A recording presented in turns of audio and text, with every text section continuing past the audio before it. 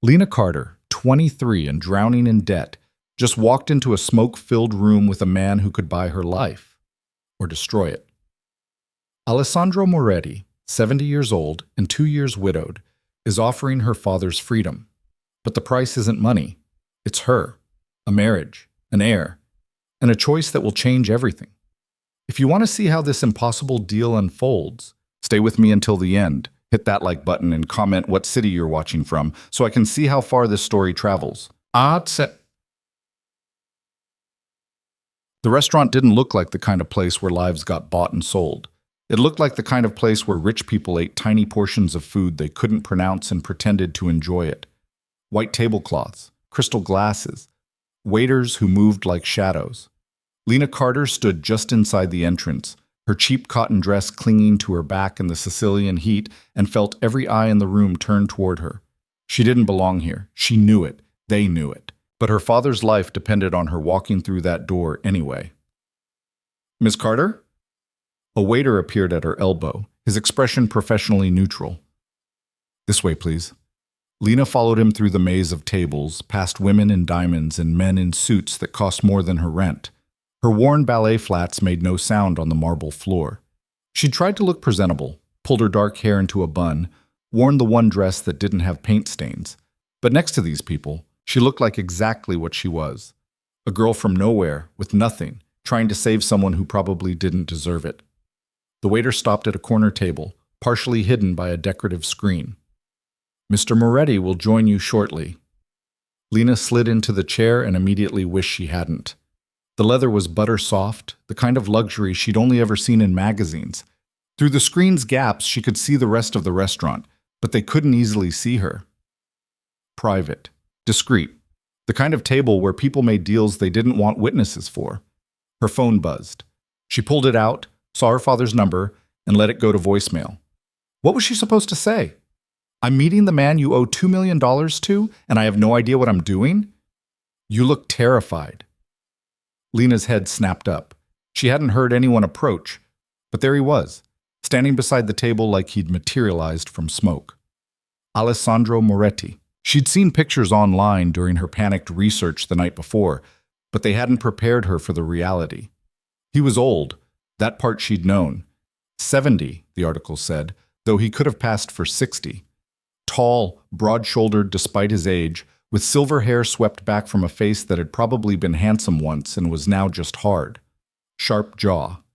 Darker eyes than she'd expected. Expensive suit that fit like it had been born on him.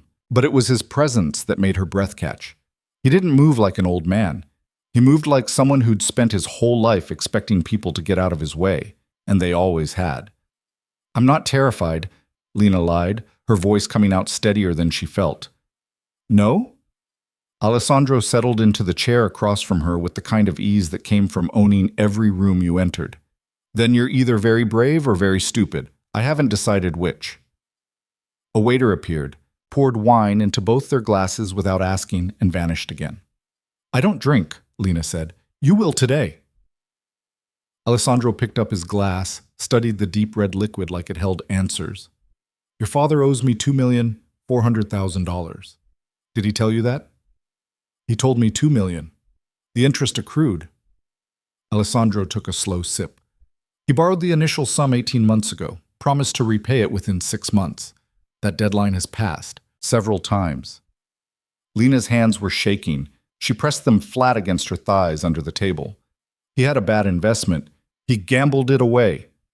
Alessandro's voice didn't rise, but the words hit like a slap. "Let's not pretend your father is a victim of circumstance. He's a man who makes poor choices and expects other people to clean up his mess. Usually, that person is you." Heat flooded Lena's face. "You don't know anything about—" "I know everything about you, Miss Carter." Alessandro set down his glass. "Lena Marie Carter, 23 years old, bachelor's degree in fine arts from a state school you attended on scholarship. Currently working 3 jobs, waitressing, teaching art to children at a community center, and painting portraits on the boardwalk for tourists. You live in a studio apartment in a neighborhood your father wouldn't be caught dead in. You haven't spoken to your mother in 4 years. You send money home every month even though your father drinks most of it. Lena's throat closed. She wanted to argue, to tell him he was wrong, but every word was true. She felt stripped bare, like he'd peeled back her skin and examined everything underneath. "Why am I here?" she managed. "Because your father can't pay me back. His assets, such as they are, total approximately $30,000. Even if I took everything, his car, his furniture, his pathetic little boat, it wouldn't make a dent in what he owes." Alessandro leaned back in his chair. "So I gave him a choice: disappear, and I'd hunt him down, or send you to have a conversation with me. And he sent me." The bitterness in Lena's voice surprised her. He did.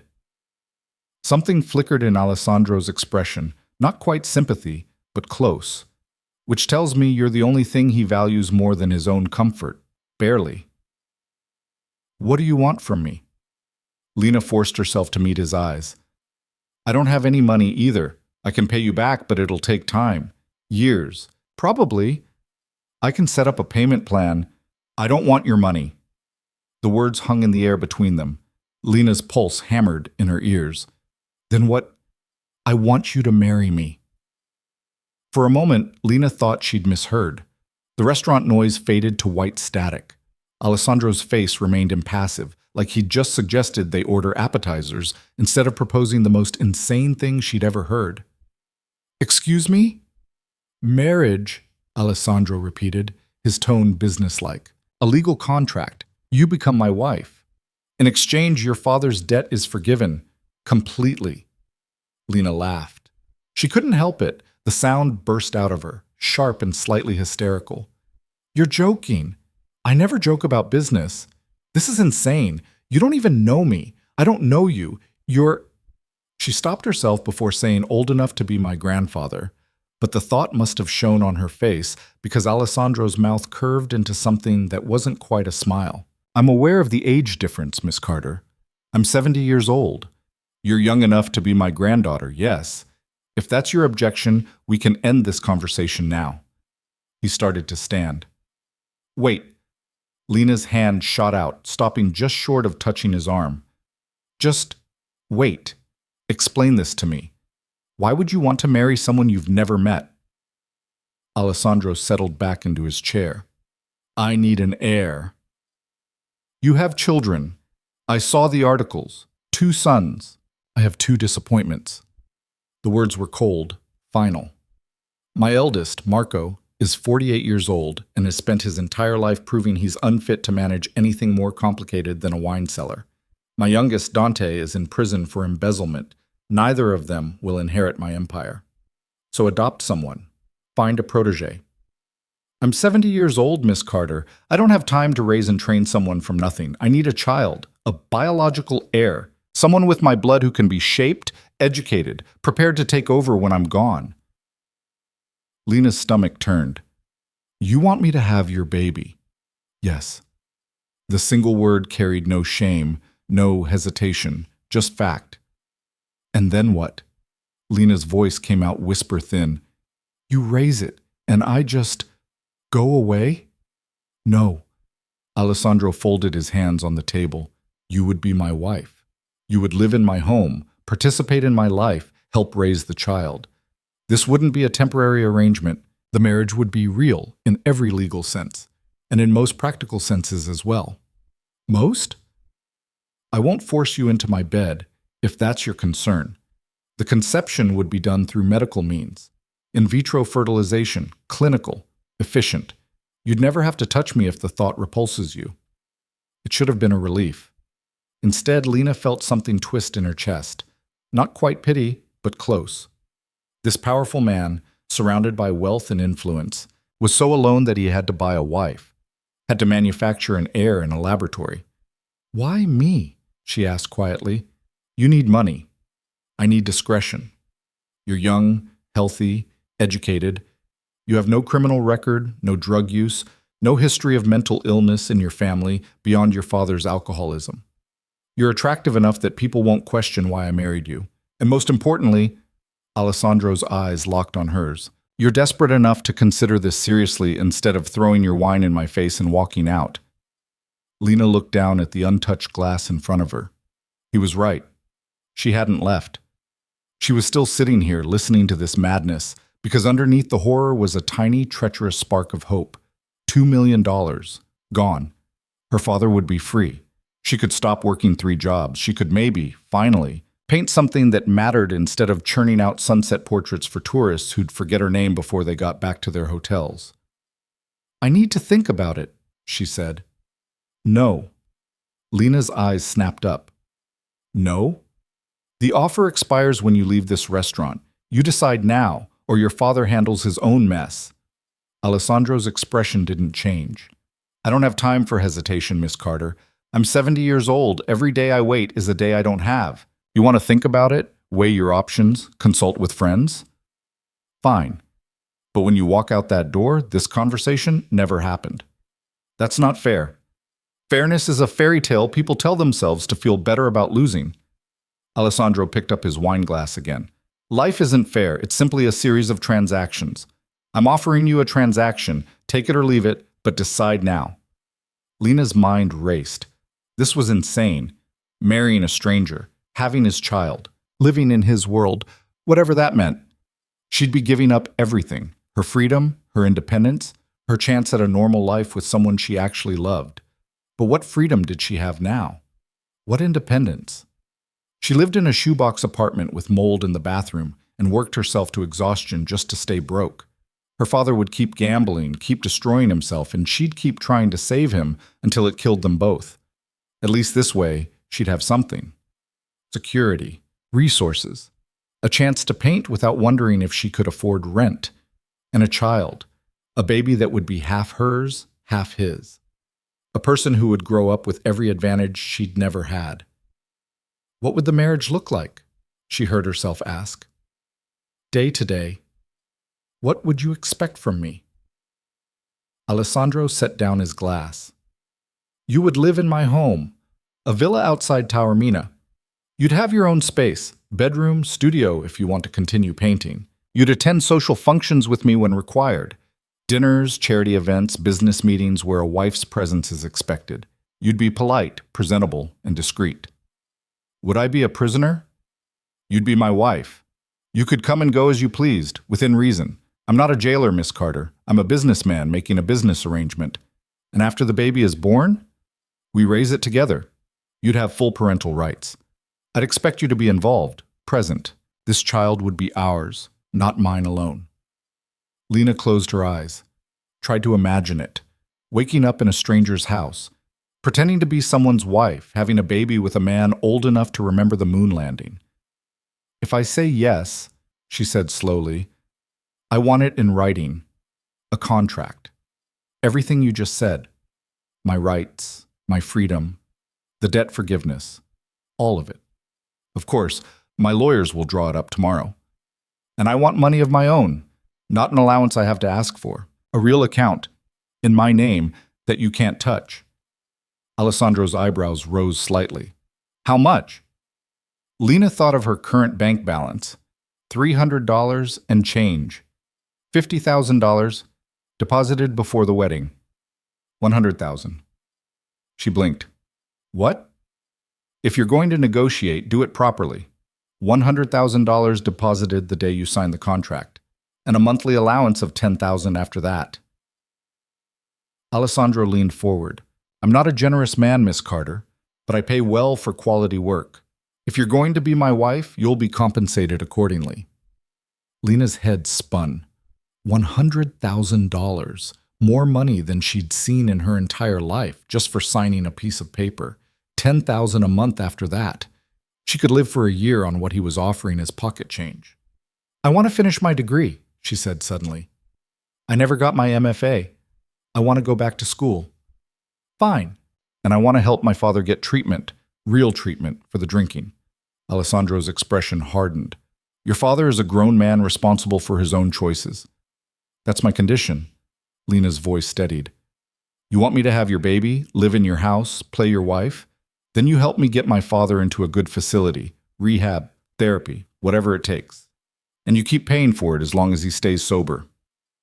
For a long moment, Alessandro just looked at her, Lena held his gaze, refusing to back down. Finally, he nodded. Agreed, though I think you're wasting resources on a lost cause. He's my father. Yes.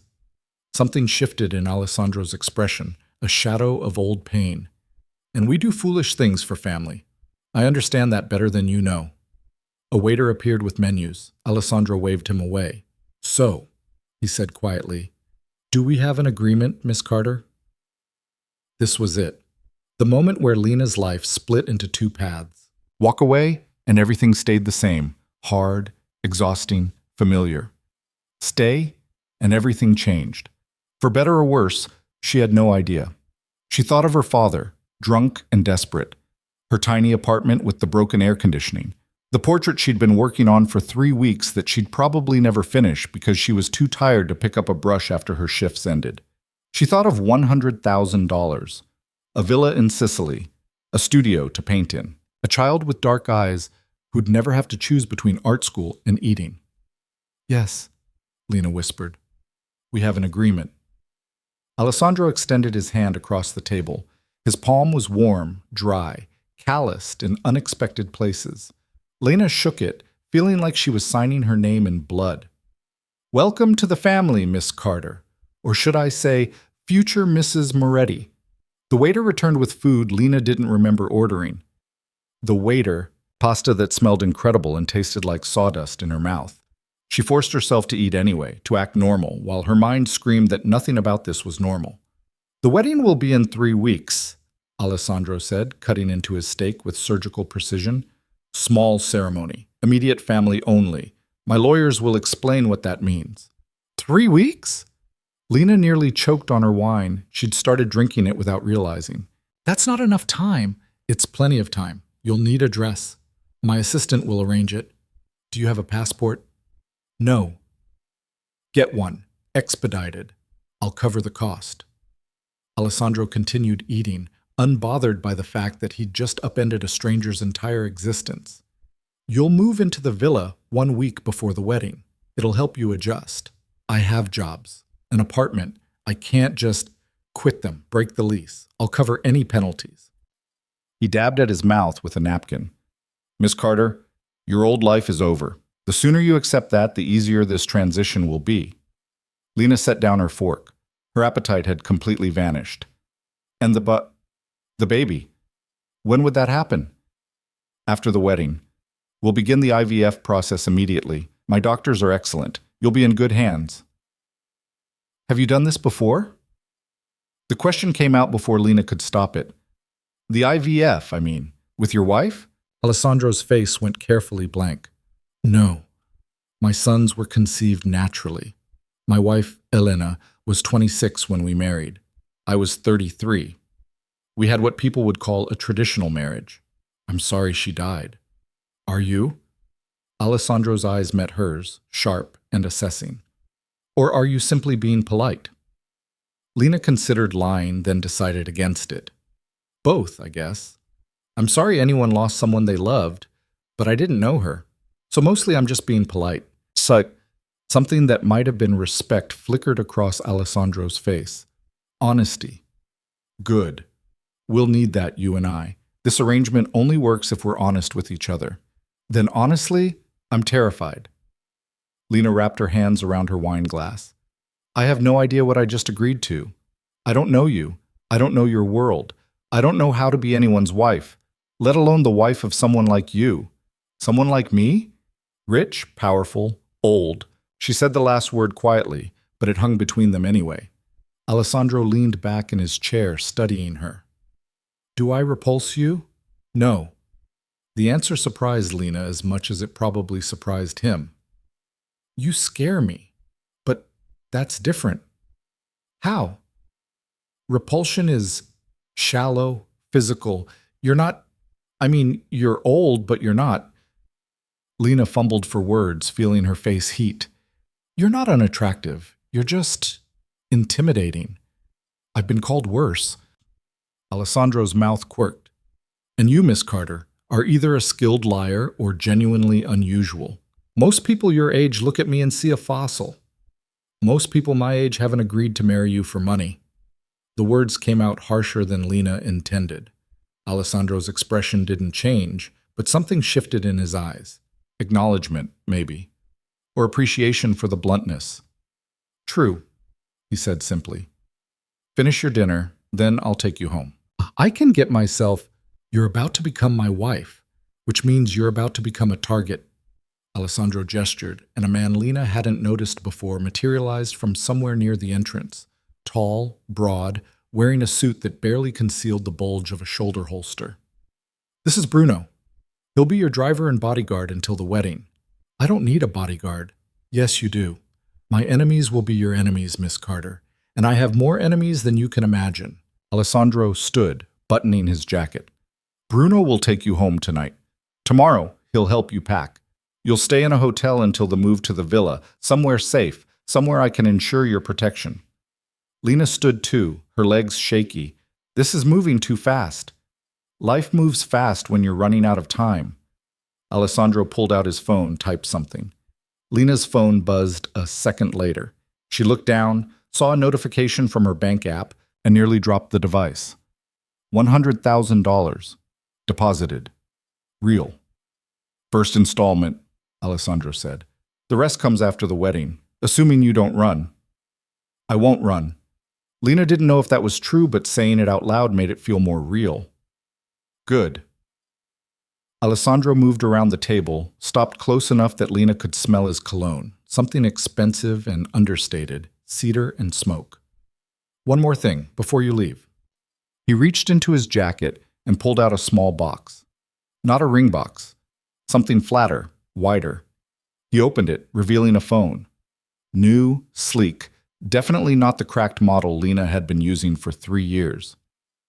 Yours, Alessandro said. It's secure, encrypted. The only numbers programmed in it are mine, Bruno's, and my assistant's. If you need anything at all, you call. Day or night. Understand? Lena took the phone, feeling its weight in her palm. Why? Because in 3 weeks, you'll be my wife, and I protect what's mine. The words should have sounded possessive, threatening. Instead, they sounded like a promise. Lena looked up at Alessandro, the stranger she'd agreed to marry, and saw something in his face she hadn't expected. Exhaustion. Beneath the power and the money and the carefully maintained control, he looked tired, worn down, like a man who'd been fighting for so long he'd forgotten what peace felt like.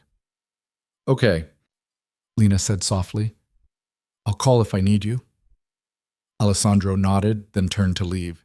He made it 3 steps before Lena spoke again. Mr. Moretti? He paused, glanced back. What if this doesn't work? Lena asked. What if we can't? What if I can't get pregnant? What if... Then we try until we succeed, or until I die. Whichever comes first. Alessandro's expression was unreadable. But I didn't choose you because I thought you'd fail, Miss Carter. I chose you because I think you're strong enough to survive what's coming. I hope I'm right. He walked away, leaving Lena standing alone in the restaurant with a phone full of strangers' numbers and a bank account that had just changed everything. Bruno appeared at her elbow. Miss Carter, the car is ready. Lena followed him out into the Sicilian night, her mind still spinning.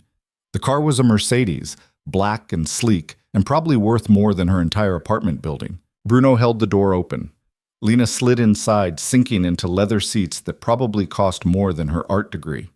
The drive back to her apartment took 20 minutes. Lena spent them staring out the window, watching the city slide past, tourists laughing in cafes, couples walking hand in hand, normal people living normal lives. She'd been one of them this morning. Now she was something else entirely. Bruno pulled up outside her building. The contrast was jarring. This expensive car idling in front of her rundown apartment complex with its peeling paint and broken security gate. I'll be parked here tonight, Bruno said.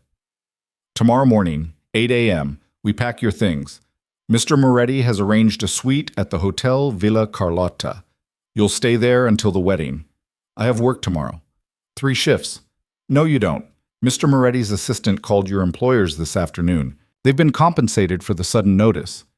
You're free. She said, free. The word felt like a lie. Lena got out of the car, climbed the 3 flights to her apartment, and locked the door behind her. Then she stood in the tiny kitchen, staring at the phone Alessandro had given her, and finally let herself cry. Not sad tears. Not happy tears. Just tears, because her life had just ended and begun in the same evening, and she had no idea which feeling was supposed to win. Her old phone rang. Her father. Lena answered. "Did you meet him?" Her father's voice was slurred, drunk already, even though it wasn't even 9 p.m. "Did you talk to Moretti?" "I talked to him." "And?" "And you're off the hook. The debt's forgiven." Silence. Then, quietly, "What did you do, Lena?" "I made a deal." Lena's voice came out flat, empty. "I'm getting married. To him. To Alessandro Moretti." More silence. Lena could hear her father breathing, could imagine him processing this, trying to figure out if he'd heard correctly. "Lena, don't." She cut him off. "Just don't. You got what you wanted. You're free. That's all that matters, right?" "Sweetheart, I never meant for you to—" "Goodbye, Dad." Lena hung up before he could respond. She turned off the old phone, dropped it on the counter, and picked up the new one. Stared at Alessandro's number, already programmed in. She didn't call. There was nothing to say that they hadn't already said over pasta and wine. Instead, Lena walked into her bedroom, looked at the half-finished painting on her easel, a sunset, generic and pretty. Exactly what tourists wanted. She picked up a palette knife and very carefully scraped all the paint off the canvas. Then she started over. She painted until 3 a.m., until her hands cramped and her eyes burned. She painted a villa she'd never seen, a life she couldn't imagine, a child with dark eyes who didn't exist yet. She painted what came next, because it was the only way she knew how to process what had just happened. When she finally fell into bed, exhausted, Lena's last thought before sleep took her was simple and terrifying.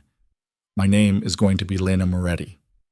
And somewhere across the city, in a penthouse suite overlooking the Mediterranean, Alessandro Moretti poured himself a glass of whiskey and stared at his phone, at the number he just added, at the name Lena, his future wife, the mother of his unborn child, a girl young enough to be his granddaughter who'd agreed to this madness because she was desperate and he was dying. Not literally, not yet. But 70 was 70, and Alessandro had learned long ago that time was the one thing money couldn't buy. He thought of Elena, his first wife, dead 2 years now. She'd been the love of his life, the only woman who'd ever looked at him and seen past the money, the power, the Moretti name. She'd given him 37 years and 2 sons, and he'd loved her until the cancer took her. This thing with Lena, it wasn't that. It would never be that. But it was something, a transaction that served them both, a marriage of convenience that might, if they were lucky, become tolerable. Alessandro finished his whiskey and went to bed.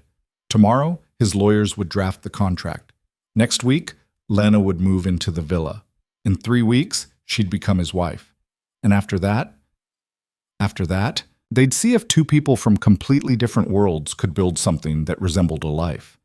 He fell asleep thinking of dark hair and frightened eyes, and hoping he hadn't just made the worst mistake of his very long life. The villa wasn't what Lena expected. She'd imagined something cold, sterile, a fortress made of marble and money. Instead, Bruno drove her through gates that opened onto gardens so lush they looked like they'd been growing since before she was born. Olive trees lined the gravel drive, their silver leaves catching the afternoon sun.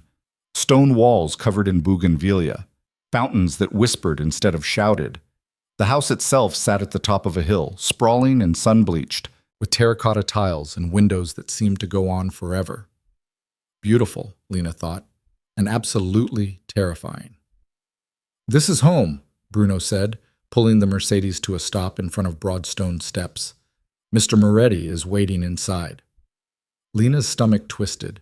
She'd spent the past week in a hotel suite that cost more per night than her monthly rent, signing papers she barely understood while lawyers spoke in language that might as well have been a foreign tongue. The contract was 200 pages. She'd read every word, mostly because she was too nervous to sleep. It was all there, exactly as Alessandro had promised. Her rights, her money, the terms of the marriage. Clinical, precise, bloodless. Now came the part where words on paper turned into real life. She got out of the car. Her suitcase, one of 3 she'd packed, which was 2 more than she'd ever owned before, sat on the gravel like an accusation. Everything she owned, reduced to 3 bags. Bruno grabbed them before she could protest. "Miss Carter?" Lena turned. A woman stood at the top of the steps, maybe 50, wearing a simple black dress and an expression that gave away nothing. Dark hair pulled into a severe bun, sharp eyes that cataloged Lena in about 3 seconds and clearly found her wanting. "I'm Teresa. I manage the household." The woman's English was perfect, her accent faint. "Mr. Moretti asked me to show you to your rooms." Not room, rooms, plural. Lena climbed the steps, her legs feeling like water, and followed Teresa through doors that probably weighed more than she did. The entrance hall made her hotel suite look like a closet. Marble floors, a staircase that curved up like something from a movie, paintings on the walls that looked old and important and probably cost more than her college education. "The main house has 42 rooms," Teresa said, her heels clicking against the marble.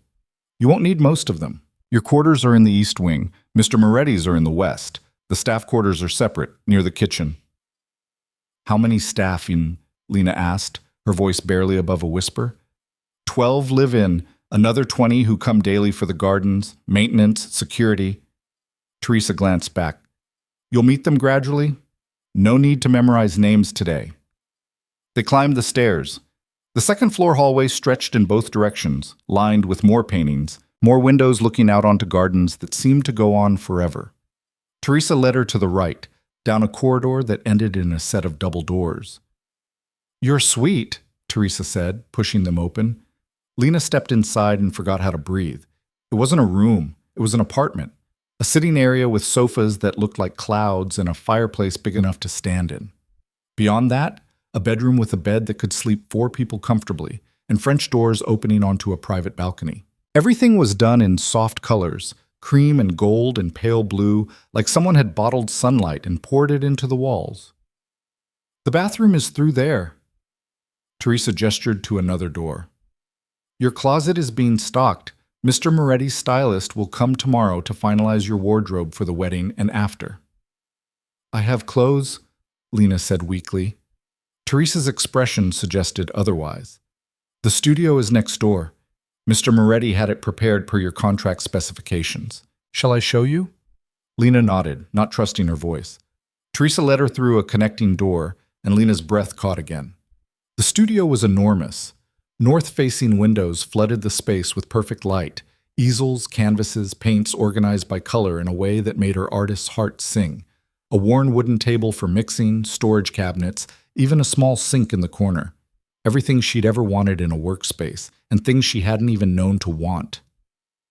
"Mr. Moretti mentioned you prefer oils," Teresa said, "but we've stocked acrylics and watercolors as well, in case your preferences change." "This is..." Lena turned in a slow circle, taking it in. "This is too much." "Mr. Moretti doesn't do things halfway." Teresa moved back toward the door. "Dinner is at 8. Someone will come to escort you down at 7:45. The dress code is formal. If you need anything before then, use the phone on the desk. Dial 0. She left before Lana could ask what formal meant in a house like this. The door clicked shut, and Lena was alone in more luxury than she'd seen in her entire life combined. She walked back into the bedroom, sank onto the edge of the bed, and let herself feel the full weight of what she'd done. This wasn't a fairy tale. This was a business arrangement with a man she didn't know, in a world she didn't belong to, for reasons that made sense on paper and nowhere else. Her new phone buzzed, a text from a number she didn't recognize. "The gallery downstairs has Elena's portrait, 3rd room on the left. If you want to see what you're replacing." Alessandro. Lena stared at the message, trying to decide if it was cruel or honest or both. Then she stood up, smoothed down her jeans, probably a crime in a house like this, and went to find out what Alessandro's first wife had looked like. The gallery was exactly where he'd said. Portraits lined the walls, generations of Morettis staring down with expressions ranging from stern to bored. But Lana knew Elena's painting the moment she saw it. The woman in the frame was beautiful, not in the polished, manufactured way of magazine covers, but in a way that felt real. Dark hair, warm eyes, a smile that suggested she'd been laughing when the artist captured her. She wore a simple green dress, and something about the way she sat, relaxed, easy, like she belonged exactly where she was, made Lena's chest hurt. This was who Alessandro had loved. This was the woman Lena was supposed to replace, even though replacement was impossible. "You look like her." Lena spun around. Alessandro stood in the doorway, wearing dark slacks and a white shirt with the sleeves rolled up. No jacket, no tie. More casual than she'd seen him, though he still looked like he could buy and sell the entire world before lunch. "I don't look anything like her," Lena said. "Not physically, but the way you're standing, like you're trying to figure out if you're allowed to be here." Alessandro walked into the room, stopped in front of Elena's portrait. "She did that too, the first time I brought her to this house. Spent an hour just standing in the entrance hall, too afraid to touch anything." "How long before she stopped being afraid?" "About 6 months. Then she redecorated the entire east wing and told me my taste was tragic." Alessandro's mouth curved slightly. "You should do the same if you hate the rooms." "I don't hate them. They're beautiful. They're just—" Lena struggled for words. "They're not mine." "They are now." Alessandro turned to face her. "Everything in this house is yours. Use it, change it, make it comfortable. I don't care what you do with your space as long as you show up for dinner and don't burn the place down." "That's a low bar." "I've learned to keep my expectations realistic." Alessandro glanced at his watch. "It's 5 now. You have time to settle in, shower, change." Teresa mentioned the dress code. "I don't know what formal means here." "It means not jeans." Alessandro's eyes flicked down to her worn denim, and Lena felt heat creep up her neck. "Check the closet. My stylist sent some things over to get you started." "I said I have clothes. You have a wardrobe. Now you have the wardrobe you'll need for the life you're entering." Alessandro's voice wasn't unkind, just factual. "This isn't a criticism, Lena. It's reality. You're about to become my wife. That comes with expectations. You can fight them if you want, but you'll make yourself miserable in the process." He was right, and Lena hated it. She crossed her arms over her chest, suddenly aware of how she must look. Cheap shoes, faded jeans, hair pulled into a ponytail because she hadn't known what else to do with it. "I don't know how to be what you need," she said quietly. "Then learn." Alessandro moved toward the door, then paused. For what it's worth, Elena didn't know either. She was a teacher from Palermo. Grew up in a 2-bedroom apartment with 5 siblings. The first time she had to host a dinner party, she locked herself in the bathroom and cried for 20 minutes. What happened? She came out, smiled at everyone, and pretended she knew what she was doing until it became true. Alessandro met Lena's eyes.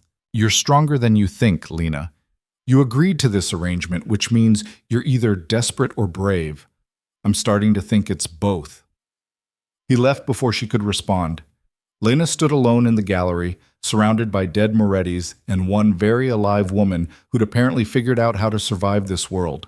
If Elena could do it, maybe Lena could too. Back in her suite, Lena opened the closet Teresa had mentioned and nearly fell over. It wasn't a closet, it was a room. Dresses hung in neat rows, organized by color. Shoes lined shelves like art installations. Drawers held things Lena didn't even have names for. She pulled out a dress at random. Navy blue, simple cut, made from fabric that felt like water against her skin. A tag dangled from the sleeve, and Lena made the mistake of looking at it. $3,000. For a dress. One dress. She put it back like it might bite her, chose something else, a black sheath that seemed less offensive, and took it into the bathroom. The bathroom was its own level of absurd. Marble everything. A tub big enough to swim in. Shower with enough jets and settings to launch a spaceship. Lena stood under water that felt like rain and tried to wash away the feeling that she was playing dress-up in someone else's life. By 7:30, she'd managed to get into the black dress without breaking anything. Shoes were harder. Heels she wasn't used to, height that made her feel like a baby giraffe. She stared at herself in the mirror and barely recognized the woman looking back. The dress fit perfectly, which made sense since Alessandro had apparently given his stylist her measurements. Her wet hair hung past her shoulders, darker than usual. She looked older, scared, like someone pretending to be someone else. The knock at 7:45 made her jump. Teresa stood in the hallway, her expression unchanged. "Ready, Miss Carter?" "No," Lena said honestly, "but let's go anyway." The dining room was on the first floor, down a hallway that probably had a name Lena would never remember. Teresa left her at the door. Lena took a breath and walked in. Alessandro sat at the head of a table that could seat 20 people. He'd added a jacket since this afternoon, though he still looked more relaxed than Lena had seen him. He stood when she entered, which felt weirdly formal and old-fashioned and kind of nice. "You found the closet," he said. "Hard to miss." Lena moved to the chair at his right, the only other place set. "This is a lot of table for 2 people. We'll have company soon enough. Tonight, I wanted to talk without an audience." A server appeared with wine. Lena was starting to think the staff materialized from thin air. Her glass was filled before she could say she didn't want any, and then they were alone again. "How was your afternoon?" Alessandro asked, like this was normal. Like they were normal. "Overwhelming." Lena took a sip of wine, might as well, since it was there. "The studio is incredible. Thank you." "You'll actually use it, I hope, not just look at it." "I'll use it." Lena twisted the stem of her glass. "I've been thinking about what to paint first." "And?" "I don't know yet. Everything in my head feels too small for a room like that." "Then paint something bigger." Alessandro leaned back in his chair. "You have time now. Resources. No more rushing between jobs. No more painting sunsets because tourists pay for them. Paint what matters to you." The first course arrived, something involving seafood and words Lena couldn't pronounce. She picked up the outermost fork because she'd watched enough movies to know that was probably right. "Tell me about your family," Alessandro said. "Beyond your father, your mother?" "Gone." Lena poked at her food. "She left when I was 19, got tired of Dad's drinking, tired of his gambling, tired of everything. Can't say I blame her." "Do you talk to her?" "No, she sends a card on my birthday. That's it." Lena took a bite of whatever was on her plate. It was delicious, and she could barely taste it. "What about you? You said your sons are disappointments, but there must be other family." "A sister in Milan. We haven't spoken in 15 years. Alessandro's voice was matter of fact. "Some cousins scattered across Europe. A few nephews I've met twice. The Moretti family is large, but not close." "Why not?" "Money ruins relationships. The more you have, the more people want from you. Eventually, you stop trusting anyone." Alessandro paused. Elena was the exception. She never wanted my money. She wanted me, which was terrifying and wonderful in equal measure. Lena wanted to ask more. How they'd met. How long before he'd proposed. If he'd loved her right away. Or if it had grown slowly. But the questions felt intrusive, and they were still strangers. And she didn't have the right to know those things. "What should I know?" she asked instead. "About the wedding, about after. What am I walking into?" Alessandro set down his fork. "The ceremony will be small. Immediate family only, which means my sons, my sister if she deigns to show up, and your father if he's sober enough. We'll sign the papers, have a dinner, and that's it. No big celebration, no spectacle. And after? Life continues. You'll need to meet some key people, business associates, family friends, the board members of my companies. There'll be events, dinners, parties. You'll be expected to attend to play the role of my wife convincingly. Define convincingly. Stand beside me. Make conversation. Don't embarrass yourself or me." Alessandro's eyes met hers. "I'm not asking you to pretend you're in love with me, Lena. I'm asking you to be polite and presentable. Can you do that?" "I can try." "Good enough." The server returned, cleared their plates, brought something else. The meal felt endless. "There's one other thing. My sons will be difficult." "Difficult how?" "Marco will be condescending. He'll treat you like a gold digger, because in his mind, that's what you are. Dante is in prison, so you won't meet him until later, but when you do, he'll try to manipulate you. He's good at it." Alessandro's voice hardened. Neither of them will accept this marriage. Neither of them will make this easy for you. What do you want me to do about it? Ignore them. They have no power here. I've already cut them out of my will. The business goes to the child we'll have, with trustees managing it until they're old enough. Marco and Dante know this. It makes them angry. That's not your problem. Lena's stomach churned. She'd been so focused on the logistics of the arrangement, the money, the contract, the baby, that she hadn't really thought about the people involved. Alessandro's sons, who'd just lost their inheritance to a stranger, a family that would hate her on sight. This is going to be a disaster, she said quietly. Probably. Alessandro took a sip of wine.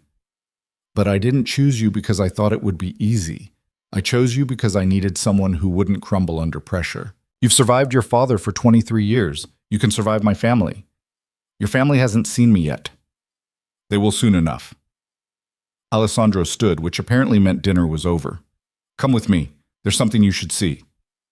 Lena followed him out of the dining room, through hallways that blurred together, until they reached a door she hadn't noticed before. Alessandro opened it, flicked on a light. The room was an office. Masculine, dark wood, leather chairs, the smell of old books and expensive scotch. A massive desk dominated the space, covered in papers and files and what looked like blueprints. This is where I work, Alessandro said.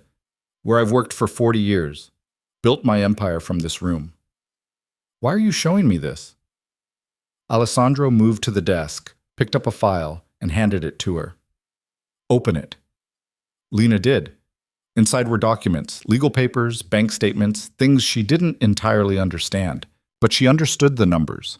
The massive, impossible numbers. This is my net worth, Alessandro said. Everything I own, everything I've built. It's not just money, Lena. It's companies, properties, investments across 3 continents. It's power. It's influence. It's the reason people fear my name. Why are you telling me this?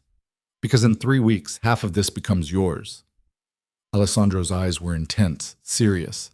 The prenup protects the business interests, but you'll still have access to resources most people can't imagine. You'll have my name, my protection, my world, and that comes with dangers you need to understand. Lena's hands shook slightly. She set the file down. What kind of dangers? Kidnapping, extortion, people who'll try to get to me through you. Alessandro moved closer. That's why you have Bruno, why there are security cameras throughout this property, why you'll never be truly alone once we're married. I told you before, my enemies become your enemies. I meant it. You're scaring me. Good. You should be scared. Fear keeps you alert. Alessandro took the file back, returned it to his desk. But I'll protect you, Lena. That's part of our arrangement. You give me an heir, and I keep you safe. I keep you comfortable. I keep you alive. The words should have been romantic. Instead, they sounded like a threat and a promise wrapped into one. I want to call my father, Lena said suddenly. Tell him about the rehab. You said you'd help get him into treatment. I'll arrange it tomorrow. Alessandro pulled out his phone, made a note. There's a facility in Switzerland. Discreet, expensive, effective. If he's willing to go, I'll have him there by the end of the week. He'll go. He promised. Alessandro's expression suggested he didn't believe that, but he didn't argue. Fine, I'll make the arrangements. Anything else? The IVF. Lena forced herself to say it, even though the words felt impossible. When does that start? After the wedding. You'll meet with my doctors, they'll run tests, and we'll begin the process. It's not pleasant, but it's efficient. Alessandro's voice was clinical, detached. With luck, you'll be pregnant within a few months. And if I'm not? We keep trying. I told you, until we succeed or I die. He said it so casually, like death was just another item on a to-do list. You should rest. Tomorrow the stylist comes. Then the lawyer wants to review the final contract details. You'll be busy. Lena nodded, suddenly exhausted. The weight of everything, the villa, the family, the future she'd agreed to, pressed down on her like a physical thing. Alessandro? She stopped at the door. Do you think this can work? Really? He looked at her for a long moment. This old man who'd bought himself a wife, because loneliness and legacy were too heavy to carry alone. "I think we'll find out," he said finally, "one way or another." Lena went back to her beautiful room in her beautiful suite and lay on the bed still wearing the $3,000 dress. She stared at the ceiling and tried to imagine being pregnant with Alessandro's baby, raising a child in this house, living this life for years and years until it felt normal. She couldn't do it. Every time she tried, the image slipped away like water through her fingers. Her phone buzzed. A text from her father. The rehab place called. "They said you arranged it. Thank you, sweetheart. I'm going. I promise this time." Lena didn't respond. She'd heard "I promise" too many times to believe it anymore. But at least he was trying. At least the money Alessandro was throwing at the problem might actually help. Another text. This one from a number that wasn't saved. "Marco wants to meet you before the wedding. Dinner, day after tomorrow." I told him no. "If you want to change that answer, let me know." Alina thought about it. About meeting Alessandro's angry son, facing his accusations, defending a marriage that was indefensible. Then she typed back, "Tell him yes. Might as well get it over with." Alessandro's response came 30 seconds later. "You're braver than I thought, or more foolish. We'll see which." Lena turned off the phone and closed her eyes. In 2 days, she'd meet the man who hated her for existing. In 3 weeks, she'd marry someone she barely knew. And somewhere after that, she'd have a baby and become a mother and try to build a life out of this impossible arrangement. But tonight, she was just a girl in a too expensive dress, lying in a stranger's house, wondering if she'd made the biggest mistake of her life or the only choice that made sense. Sleep didn't come easy. When it finally did, Lena dreamed of portraits that watched her walk through endless hallways, searching for a door that would take her back to before, when her life was hard, but at least it was hers. She woke up knowing that door was gone. There was only forward now, into whatever came next, and she'd have to face it whether she was ready or not. Marco Moretti arrived exactly on time, which Lena suspected was a power move. She watched from the upstairs window as a silver Aston Martin pulled up to the villa, and a man who looked like a younger, softer version of Alessandro stepped out. Same height, same build, but where Alessandro carried his age like armor, Marco wore his 40s like a costume he hadn't quite grown into. "He'll try to intimidate you, Fulsom," Alessandro had said that morning over breakfast. "Don't let him." Easy to say, harder to do when Lena's stomach was twisting itself into knots and her hands wouldn't stop shaking. She dressed carefully. A cream-colored dress the stylist had marked as appropriate for family dinners, paired with shoes that didn't make her feel like she was about to fall over. Her hair was down, which felt less severe than the bun Teresa kept suggesting. She looked at herself in the mirror and saw someone playing dress-up, but maybe that was good enough. Teresa appeared at her door. "Mr. Marco has arrived. Mr. Moretti is waiting in the drawing room." The drawing room. Lena was still learning the names of all these rooms, still getting lost in hallways that twisted and turned like a maze. She followed Teresa downstairs, her heart hammering against her ribs. Alessandro stood by the fireplace, a glass of something amber in his hand. Marco sat in one of the leather chairs, legs crossed, looking completely at home in a way that made Lena feel like the intruder she was. Both men turned when she entered. "Ah," Marco said, his voice smooth and cold. "The bride." Lena forced herself to walk forward, to extend her hand. "I'm Lena. It's nice to meet you." Marco looked at her hand like it might be diseased, then took it briefly. His palm was soft, uncalloused. "Marco, I'd say it's nice to meet you too, but we both know that would be a lie." "Marco."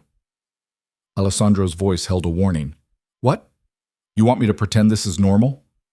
Marco released Lena's hand, turned to his father. "You're 70 years old, marrying a girl young enough to be your granddaughter. Forgive me if I don't throw you a parade. You're forgiven. Now sit down and behave yourself, or leave." Alessandro's tone left no room for argument. "We're having dinner like civilized people. You can manage that for an hour." Marco's jaw tightened, but he sat. Lena took the chair Alessandro gestured to, feeling like she'd stumbled into a minefield where every word could trigger an explosion. Dinner was served in a smaller dining room, only 12 chairs instead of 20. The food appeared in courses Lena didn't taste, served by staff who moved like ghosts. Marco spent the first 10 minutes in silence, watching her with eyes that cataloged every mistake, every sign that she didn't belong. "So," he said finally, cutting into his steak with precise movements, "how much is he paying you?" Marco. It's fine." Lena set down her fork, met Marco's gaze. "He's not paying me. He cleared my father's debt. That was the arrangement." "How noble." Marco's smile was all teeth, no warmth. "So you're not a gold digger, just a girl who sold herself to save her deadbeat father. Much better." "That's enough." Alessandro's voice cracked like a whip. "Is it?" Marco leaned back in his chair. "Because from where I'm sitting, this is insane. You lost Mother 2 years ago, and instead of grieving like a normal person, you went out and bought yourself a replacement. A young, pretty replacement who will give you the heir you always wanted, since your actual sons were such disappointments." The bitterness in his voice was thick enough to taste. Lena wanted to disappear, to sink through the floor and never come back. This was worse than she'd imagined. "Your mother can't be replaced," Alessandro said quietly, "and I'm not trying to replace her. This arrangement serves a purpose. That's all." "A purpose?" Marco laughed, but there was no humor in it. "Right, the great Alessandro Moretti, building his legacy. Tell me, Father, what happens when you're dead, and this girl is left alone with a fortune and a child she never wanted? You think she'll stay? You think she'll care about your precious empire?" "I think," Lena said, surprising herself, "that you don't know anything about me. So maybe stop pretending you do." Marco's eyes snapped to her. "Excuse me? You heard me?" Lena's voice shook, but she kept going. "You're angry. I get it. Your father is marrying someone you think is wrong for him, and you feel like you're being pushed aside. But taking it out on me isn't going to change anything." "You don't get to talk to me about my feelings," Marco said, his voice dropping to something dangerous. "You're nobody. A transaction. A glorified incubator." Alessandro stood so fast his chair scraped against the floor. "Get out!" "What?" "You heard me. Get out of my house. That's all." Alessandro's face was stone.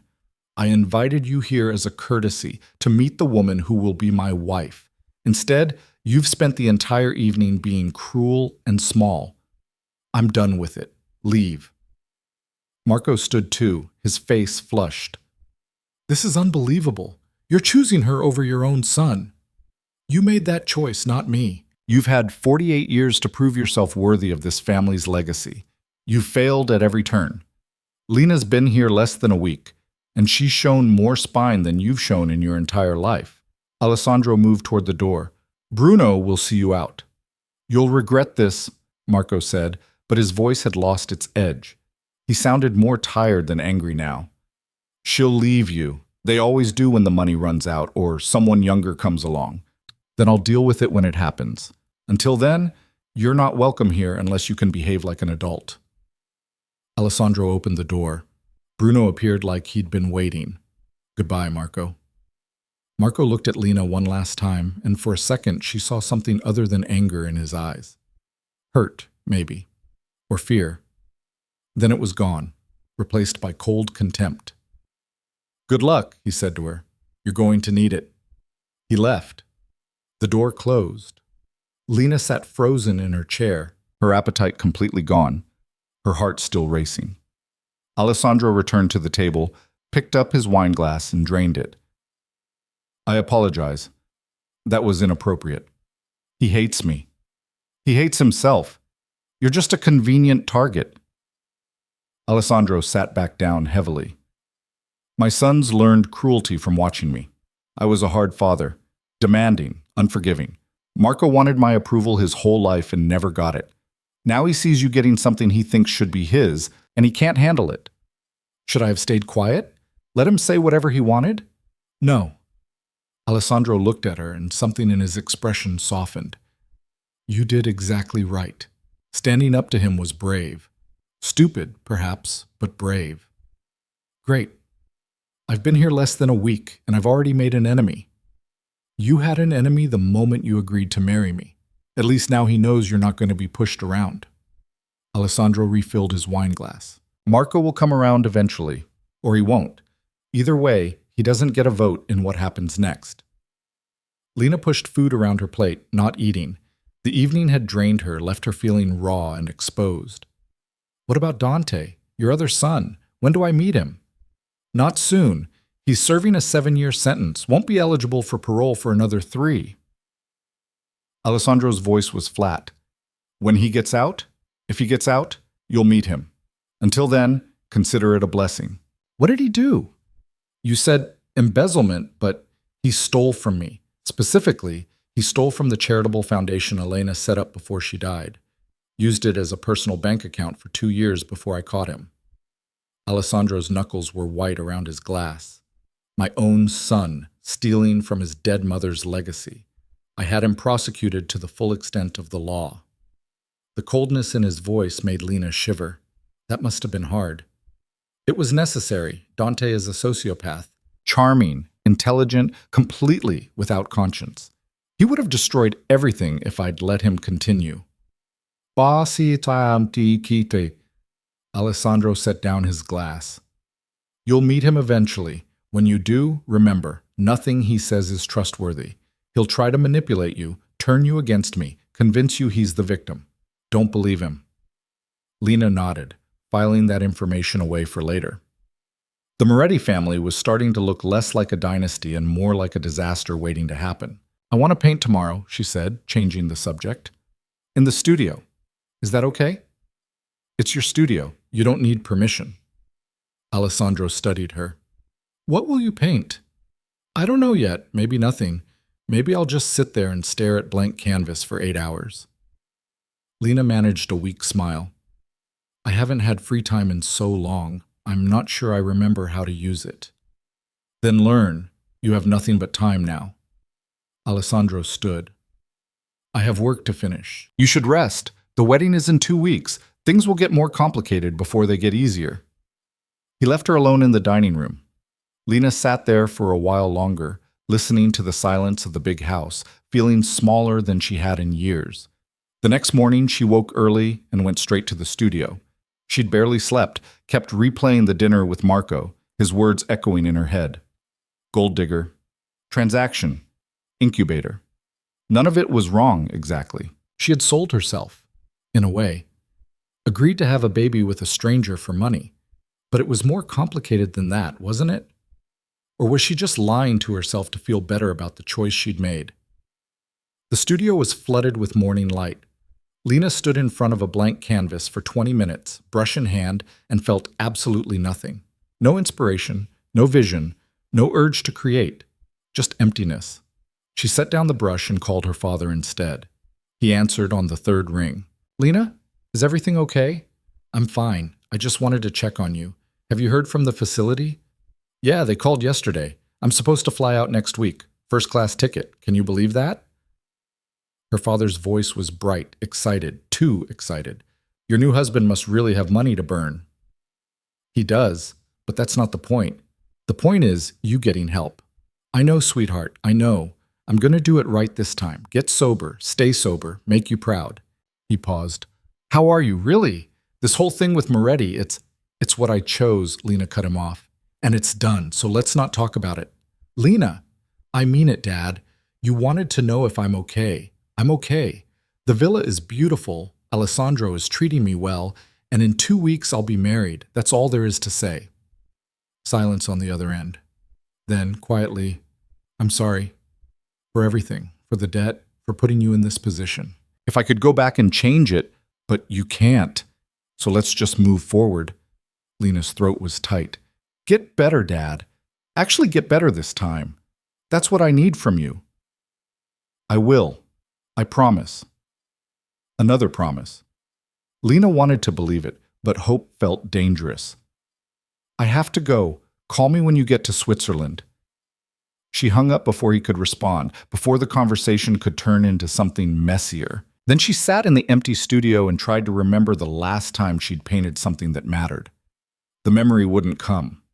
Everything she'd created in the past few years had been commercial, practical. Tourists wanted sunsets and beaches and portraits that made them look better than they really were. She'd given them exactly that, over and over, until her hands knew the motions but her heart had checked out. Now she had time, resources, freedom to create whatever she wanted, and she had absolutely no idea what that was. A knock at the door. Teresa appeared, looking apologetic. "Miss Carter? Mr. Moretti asked me to remind you about your doctor's appointment this afternoon." "What doctor's appointment?" "For the fertility consultation. It's at 2 o'clock. Mr. Moretti's driver will take you." "Right, the baby." The whole reason she was here. Lena had been trying not to think about it, but apparently that grace period was over. "Okay," she said. "I'll be ready." The clinic was in Taormina, tucked into a building that looked more like a luxury hotel than a medical facility. Lena sat in a waiting room that smelled like lavender and expensive hand cream, filling out forms that asked questions she'd never really considered before. Family medical history, previous pregnancies, menstrual cycle regularity. She was 23 years old and she was filling out fertility paperwork to have a baby with a 70-year-old man she'd known for 2 weeks. The absurdity hit her all over again. "Miss Carter?" A woman in crisp white scrubs appeared. "Dr. Ricci will see you now." Dr. Ricci was a small woman with kind eyes and graying hair pulled into a neat bun. Her office was warm, comfortable, designed to put people at ease. It didn't work. "So," Dr. Ricci said, glancing at Lena's forms, "you and Mr. Moretti are planning to start a family. That's wonderful." Lena didn't correct her. Didn't say that planning was too generous a word for what they were doing. "I want to be clear about the process," Dr. Ricci continued. "IVF is not easy. It requires hormone injections, regular monitoring, egg retrieval, and then the transfer. The success rate for women your age is good, about 60 to 70% per cycle, but nothing is guaranteed. And Mr. Moretti, given his age, will be using frozen sperm from samples he provided several years ago. His current age won't affect the quality." Dr. Ricci made a note on her tablet. "That said, there are still risks: multiple births, ovarian hyperstimulation syndrome, the emotional toll of the process. You need to be prepared for all of it." Lena nodded, feeling numb. This was really happening. She was really going to do this. "I'll need to run some tests today," Dr. Ricci said. "Blood work, ultrasound, physical exam. Then we'll create a protocol specifically for you. If everything looks good, we can begin the stimulation phase in about 4 weeks." 4 weeks? A month? Less than 6 weeks until Lena would be pumping herself full of hormones, trying to get pregnant with Alessandro's baby. The tests took 2 hours. By the time Lena left the clinic, she felt wrung out, exhausted in a way that had nothing to do with being physically tired. Bruno drove her back to the villa in silence, which she appreciated. She wasn't ready to talk, to process, to feel anything about what was coming. Alessandro was in his office when she got back. Lena knocked, waited for his invitation, then went in. "How did it go?" he asked, looking up from a stack of papers. "Fine, good. Dr. Ricci said we can start in about 4 weeks. Lena sat down across from him. She explained the process, the hormones, the egg retrieval, all of it. "Are you having second thoughts?" "I don't know." Lena looked at her hands. "It's one thing to agree to this in theory. It's different when it's real.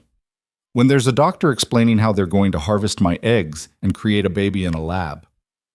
Alessandro set down his pen. "If you want to stop, we can renegotiate the contract, find another arrangement. And my father's debt? Would still be forgiven? I gave you my word." Alessandro leaned back in his chair. "I'm not going to force you into this, Lena. If the reality is too much, we find another way." Lena wanted to take the out, wanted to grab it with both hands and run. But where would she run to? Back to her studio apartment, her 3 jobs, her father's endless cycle of promises and failures? "No," she said quietly. "I'm not backing out. I just needed to say it out loud, that this is hard, that I'm scared. Being scared is smart. It means you understand what you're doing." Alessandro picked up his pen again. "The wedding is in 12 days. After that, things move quickly. The IVF process, the social obligations, meeting more of my family and associates. It's going to be overwhelming." "More overwhelming than it already is?" "Much more." Alessandro almost smiled. "But I think you can handle it. You handled Marco. You're handling this. You're stronger than you give yourself credit for. I don't feel strong. No one ever does. Strength isn't about feeling confident. It's about doing what needs to be done even when you're terrified. Alessandro returned to his papers, a clear dismissal. Teresa is coordinating the final wedding details. Check with her if you have preferences about flowers or music or whatever matters to you. Lena stood to leave, then paused at the door. Alessandro, can I ask you something? Yes. Do you think this baby will fix things, make you feel less alone? Alessandro was quiet for a long moment. When he finally looked up, his expression was unreadable.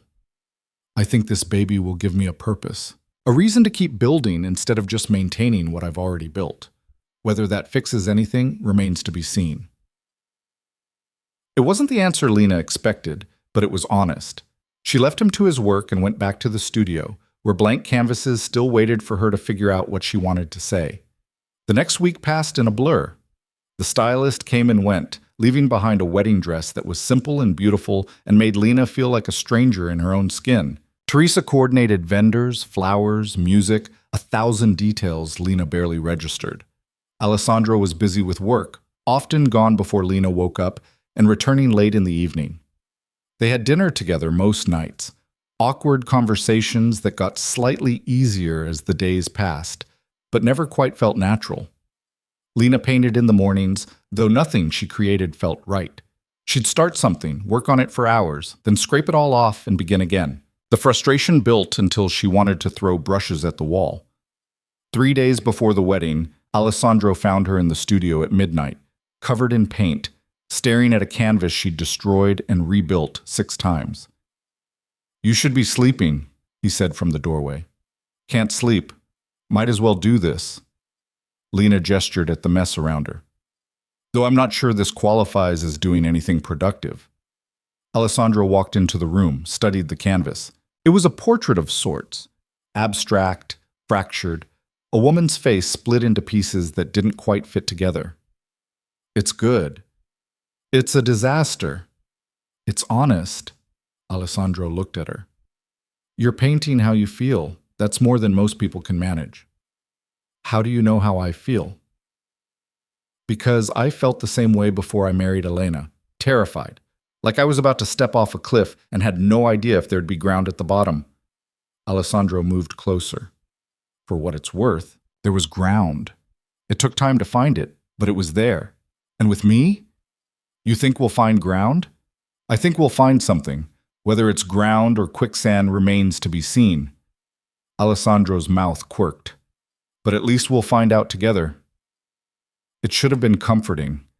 Instead, it just reminded Lena how uncertain everything was, how much of this was a gamble with stakes she couldn't fully comprehend. I'm scared, she admitted. Of the wedding, of the baby, of all of it.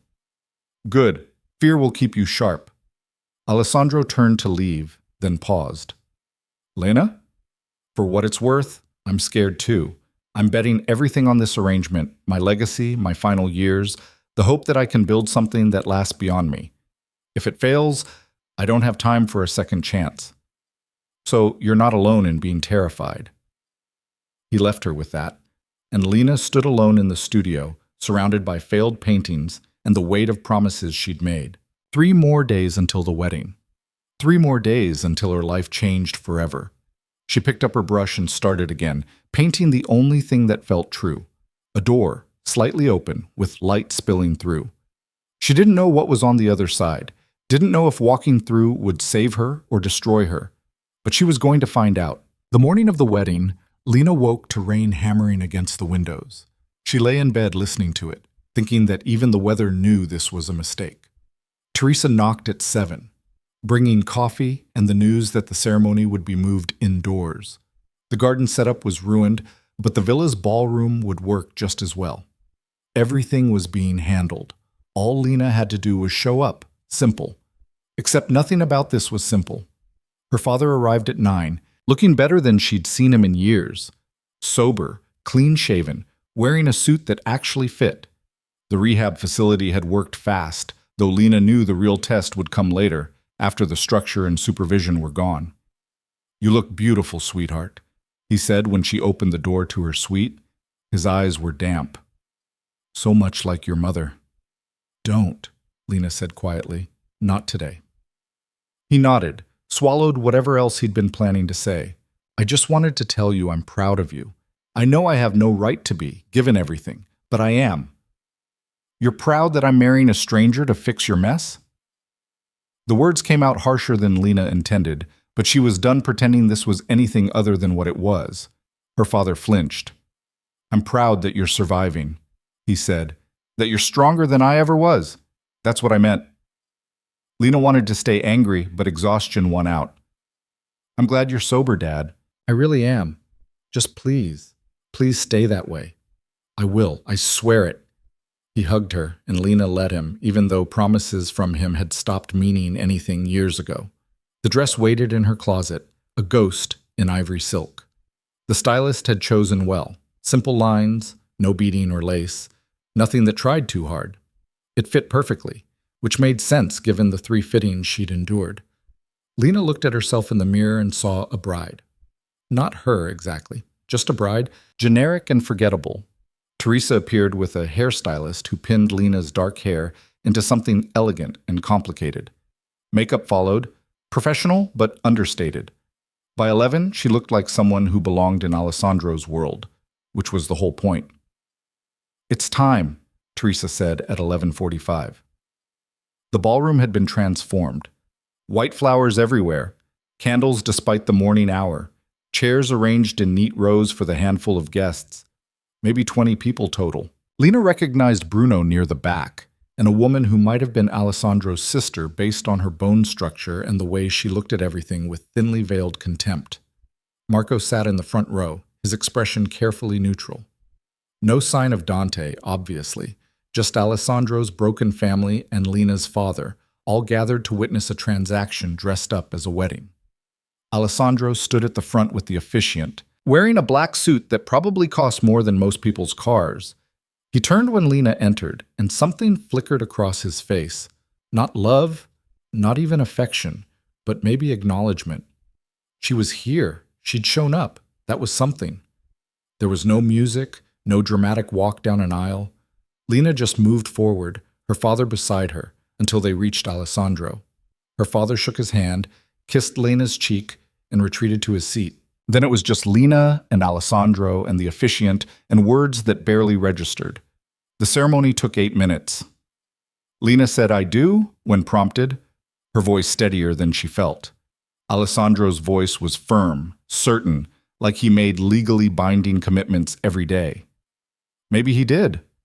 The rings were simple gold bands, heavy with significance Lena couldn't quite process. Alessandro slid hers onto her finger, and she did the same for him. And just like that, she was married. You may kiss the bride, the officiant said. Alessandro leaned in, gave her the briefest kiss, just a touch of lips, nothing more. It was over before Lena could even register it had happened. Then he was pulling back, and the officiant was declaring them married, and the handful of guests were clapping politely. Lena Carter was now Lena Moretti, and she felt exactly the same as she had 10 minutes ago, which was to say, terrified and numb in equal measure. The reception was held in the same ballroom, tables arranged for lunch that Lena couldn't imagine eating. Alessandro's sister, Julia, someone whispered, approached with a smile that didn't reach her eyes. So you're the girl who married my brother for his money, she said in accented English. How mercenary of you. Julia. Alessandro appeared at Lena's elbow. Behave yourself. I'm being perfectly civil, just making conversation with my new sister-in-law. Julia's eyes swept over Lena, cataloging and dismissing in one glance. She's very young, Alessandro. Was that the appeal? Reliving your youth through her? The appeal, Alessandro said coldly, is none of your concern. You came to the wedding as requested. Thank you. Now you can leave. I just got here, and now you're leaving. Bruno will see you out. Alessandro didn't raise his voice, but something in his tone made Julia's expression tighten. She looked at Lena one more time, something unreadable in her eyes, then turned and walked away without another word. I'm sorry, Alessandro said. My family is terrible, Lena suggested, because that's what I'm getting so far. I was going to say complicated, but terrible works, too. Alessandro took her hand, the new ring cold against her skin. Come on, let's get through this lunch, smile for the photographer, and then everyone can leave us alone. The meal was endless. Course after course of food, Lena pushed around her plate while making conversation with people whose names she immediately forgot. Marco kept his distance, which was a relief. Her father drank sparkling water and looked uncomfortable in his new sobriety. Alessandro played the role of attentive husband, touching Lena's shoulder occasionally, including her in conversations, making it look real. But it wasn't real. It was a performance, and everyone here knew it. Finally, mercifully, it ended. Guests filtered out, offering congratulations that sounded hollow. Lena's father hugged her goodbye, promised again to stay sober, and left with Bruno to catch his flight back to the States. By 4 p.m, the villa was empty except for staff and the two people who now legally belonged to each other. Lena found Alessandro in his office, tie loosened, jacket discarded. He looked tired in a way she hadn't seen before. Well, he said when she entered. We did it. Yeah, Lena sat down across from him. We're married. I'm officially Mrs. Moretti. How does it feel? Surreal, like I'm watching someone else's life. Lena twisted the ring on her finger. Your sister hates me. Julia hates everyone. Don't take it personally. Alessandro poured himself a drink, offered her one. Lena shook her head. She's angry I didn't tell her about the wedding until a week ago. Angry I'm remarrying at all. Angry I exist, probably. And Marco? Marco is behaving himself, which means he's planning something. I'll deal with it when it comes. Alessandro took a sip. You did well today. Better than I expected, honestly. What did you expect? I don't know. Tears, maybe. Running away. Something dramatic. Alessandro set down his glass. Instead, you stood there, said your vows, and got through it like a professional. I appreciate that. It was such a clinical assessment of their wedding day that Lena almost laughed. Glad I could perform adequately. That's not what I meant. I know what you meant. Lena stood. I'm going to change out of this dress. Then I'm going to paint for a while because I need to do something with my hands or I'm going to lose my mind. Is that okay with you, husband? The word came out with more bite than she'd intended. Alessandro's expression flickered. Surprise, maybe, or annoyance. But he just nodded. Of course. It's your wedding day. Do whatever you need. Lena left him there and went back to her suite. The dress came off easily enough, replaced by jeans and an old paint-stained shirt that felt like armor against the strangeness of everything else. She went to the studio and stood in front of the canvas she'd been working on, the door with light spilling through, and picked up where she'd left off. She painted until her hands cramped, until the light outside faded and someone knocked to tell her dinner was ready. She ignored it, kept painting, adding layers and shadows and details that probably didn't matter but felt necessary. It was past midnight when she finally stopped. The painting was finished, or as finished as it was going to get. The door stood slightly open, light pouring through the gap, and somehow Lena had painted herself standing in front of it, not walking through, not running away, just standing there, deciding. She cleaned her brushes, turned off the lights, and went back to her room. Her bed was still perfectly made, untouched. The suite felt enormous and empty, a beautiful cage she'd agreed to live in. Her phone buzzed. A text from Alessandro. You didn't come to dinner. Are you all right? Lena stared at the message, trying to figure out how to answer. Was she all right? She'd just married a stranger, bound herself to a life she didn't understand for reasons that made sense on paper and nowhere else. I'm fine. Just needed to paint. His response came quickly. The IVF process starts next week. Doctor. Ricci wants to see you Monday to begin the hormone protocol. Bruno will drive you. Right. The baby. The whole reason for this arrangement. Lena had almost managed to forget about it for a few hours. Okay. I'll be ready. She set down the phone and lay on the bed, still fully clothed, staring at the ceiling. Her wedding night, and she was alone in a room that felt more like a hotel than a home. Married to a man sleeping in a completely different wing of the house. This was her life now. She'd chosen it, signed the papers, said the vows. There was no going back. Sleep came eventually, fitful and full of dreams she didn't remember when morning light woke her. The next few days fell into a strange routine. Lena painted in the mornings, met with Dr. Ricci for blood work and ultrasounds, attended dinners with Alessandro, where they made awkward conversation about nothing important. They were like roommates who barely knew each other, circling the same space without really connecting. On Thursday, a week after the wedding, everything changed. Alessandro had a business dinner, some major deal closing, important people flying in from Milan. Lena was expected to attend, to play the role of supportive wife. Teresa had laid out a dress, deep emerald green, more formal than anything Lena had worn before. "You'll be seated next to Alessandro, Teresa explained while helping with Lena's makeup. "Just smile, make small talk, don't discuss anything political or controversial. These are wealthy conservative men. They expect wives to be decorative and quiet." "That's disgusting," Lena said. "That's reality." Teresa pinned Lena's hair up. "You can hate it all you want, but tonight you play the game, for Alessandro's sake." The guests arrived at 7. 6 men, all over 60, all wearing suits that screamed money and power. Their wives looked like they'd been chosen from a catalog, beautiful, immaculate, interchangeable. They sized Lena up the moment she entered the room, their smiles polite and empty. Alessandro introduced her as his wife, and Lena watched their expressions carefully. Surprise, mostly. A few raised eyebrows. One man, Lorenzo something, she didn't catch the last name, actually laughed. "Alessandro, you old dog," he said in Italian, which Lena was learning to understand from Teresa's lessons. "She's young enough to be your granddaughter." "And smart enough to be your boss," Alessandro replied smoothly, also in Italian. "Careful how you talk about my wife, Lorenzo." The laughter that followed was uncomfortable, forced. Lena smiled and said nothing, playing her part. Dinner was excruciating. Lena sat beside Alessandro while the men discussed business, companies, investments, political connections. The wives talked about charity galas and vacation homes and whose children were disappointing them this year. Lena participated minimally, offering polite comments when required, feeling more like furniture than a person. Halfway through the main course, one of the wives, Francesca, married to a banking executive, turned to Lena with a smile that was pure venom. "So Lena," she said in careful English, "how did you and Alessandro meet? It must be quite a story." The table went quiet. Everyone was listening now, waiting to hear what lie Lena would tell. "Through mutual need, Pete," Lena said, meeting Francesca's eyes. "He needed a wife. I needed stability. We made an arrangement that benefits us both."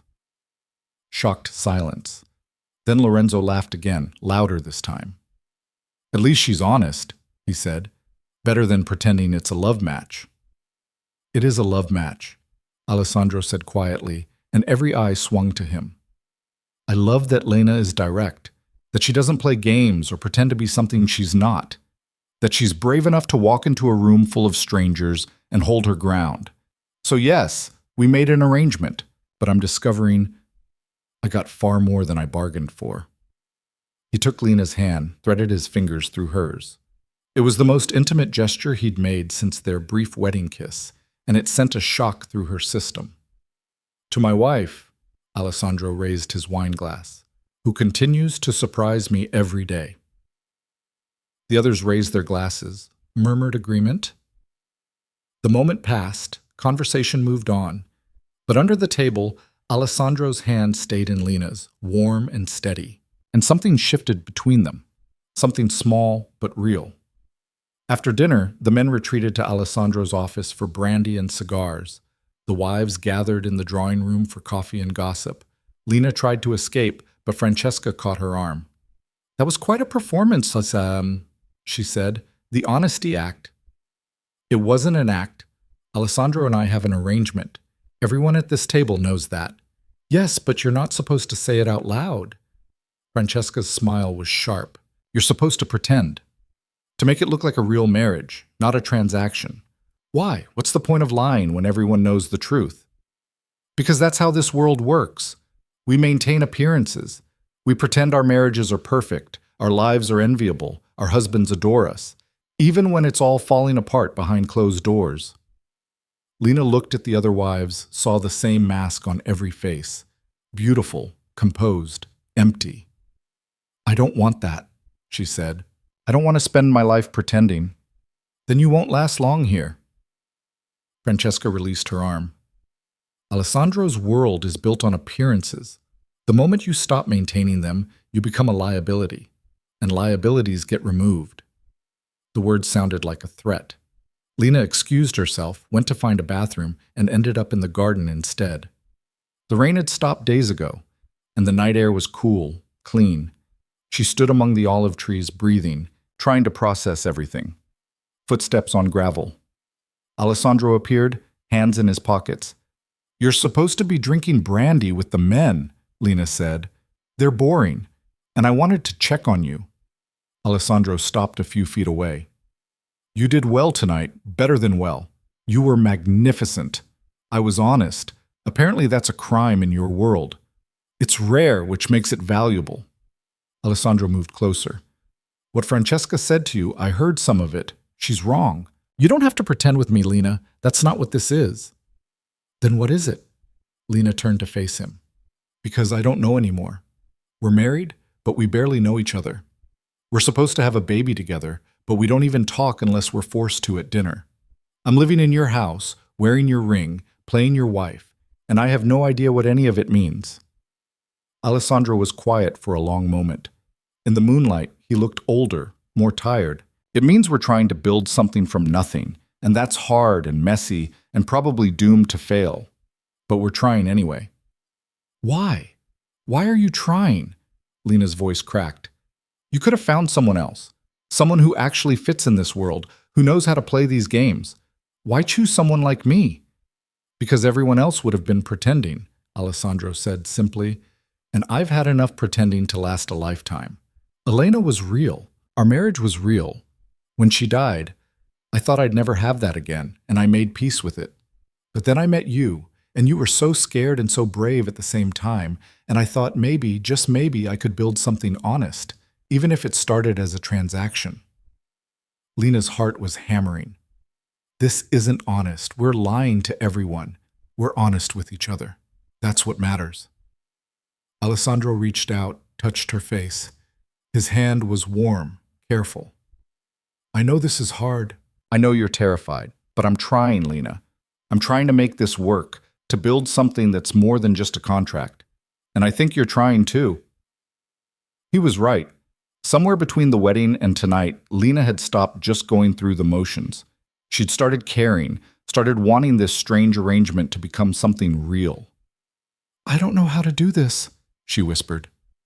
"Neither do I. So we figure it out together." Alessandro's thumb brushed her cheekbone. "That's all marriage is, really. Two people figuring it out as they go." He leaned in slowly, giving her time to pull away. Lena didn't.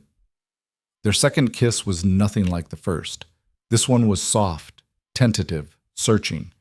Alessandro's hand cupped her jaw and Lena's fingers found his shirt, and for a moment they were just two people trying to find connection in the dark. When they pulled apart, Alessandro's expression was unreadable.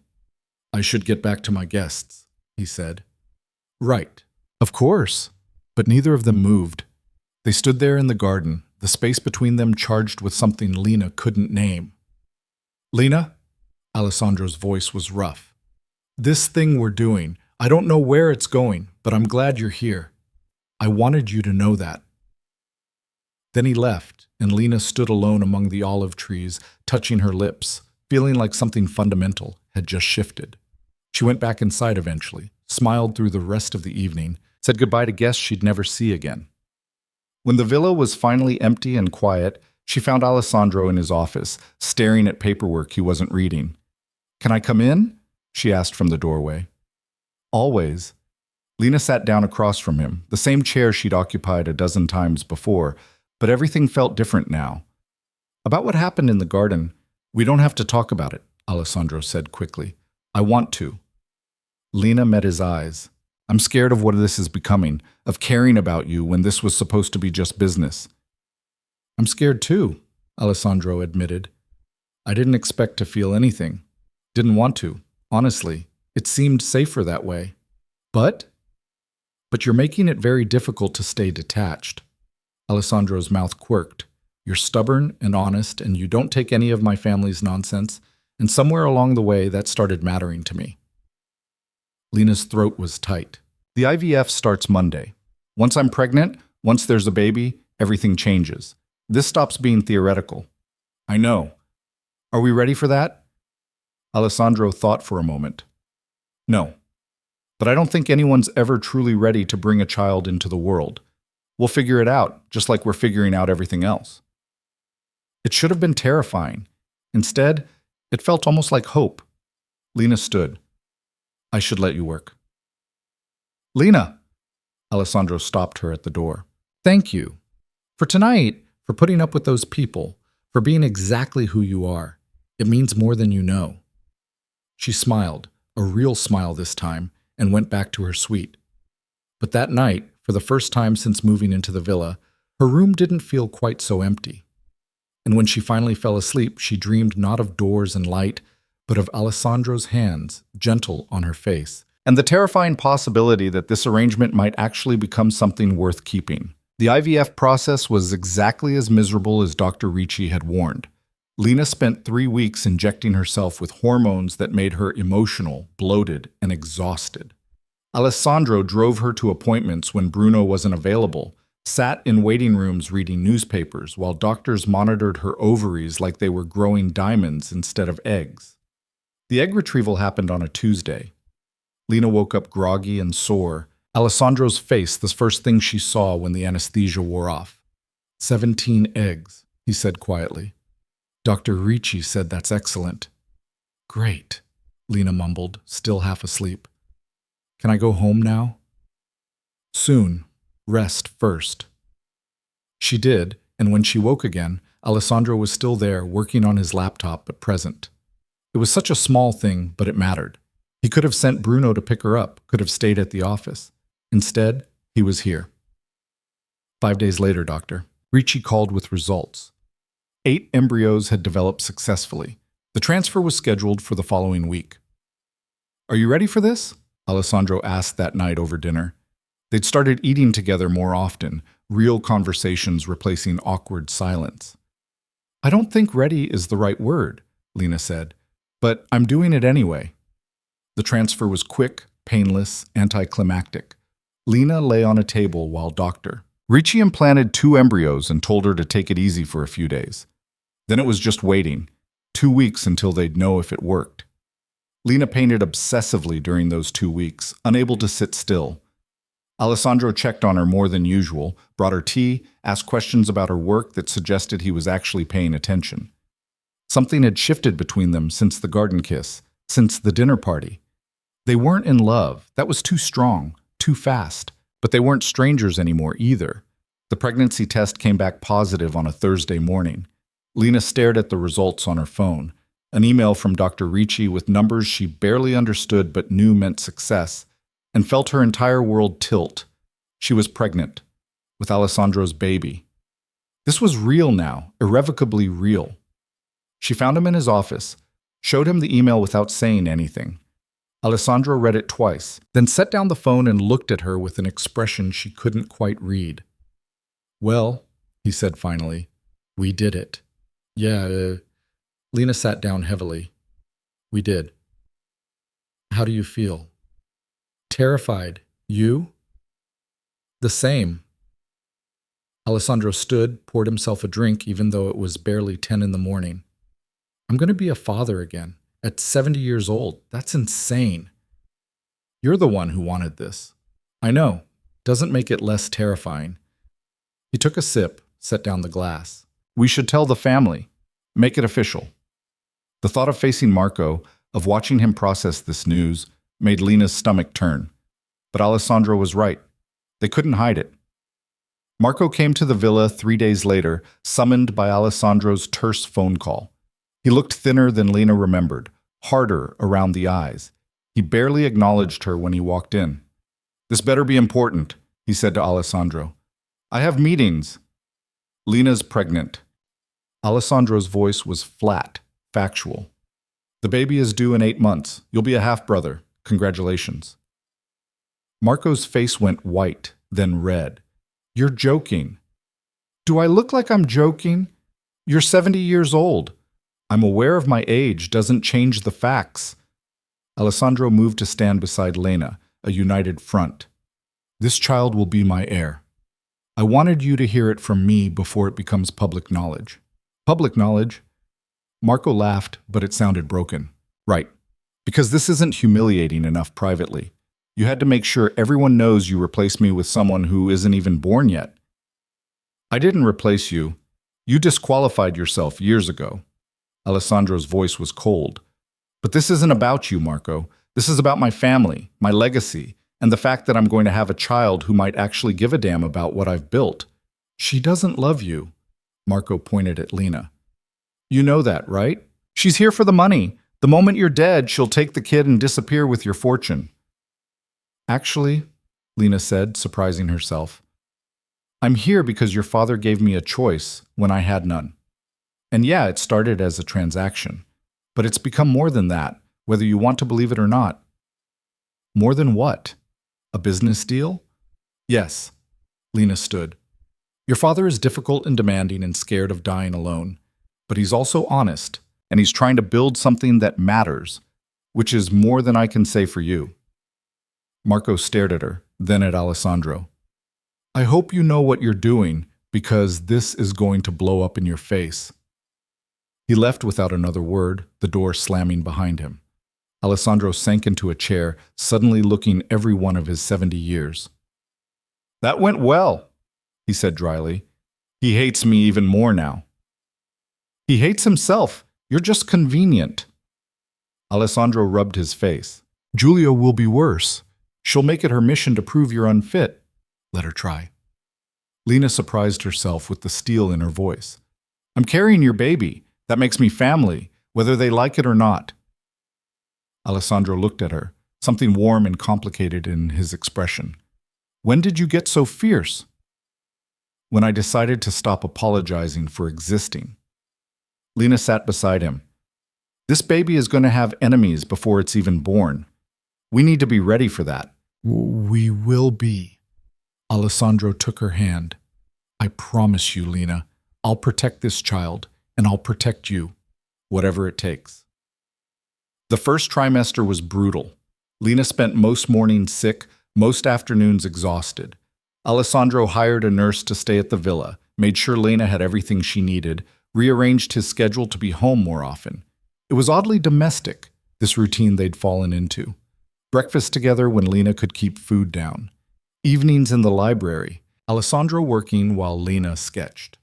Small touches throughout the day, his hand on her back, her fingers brushing his arm.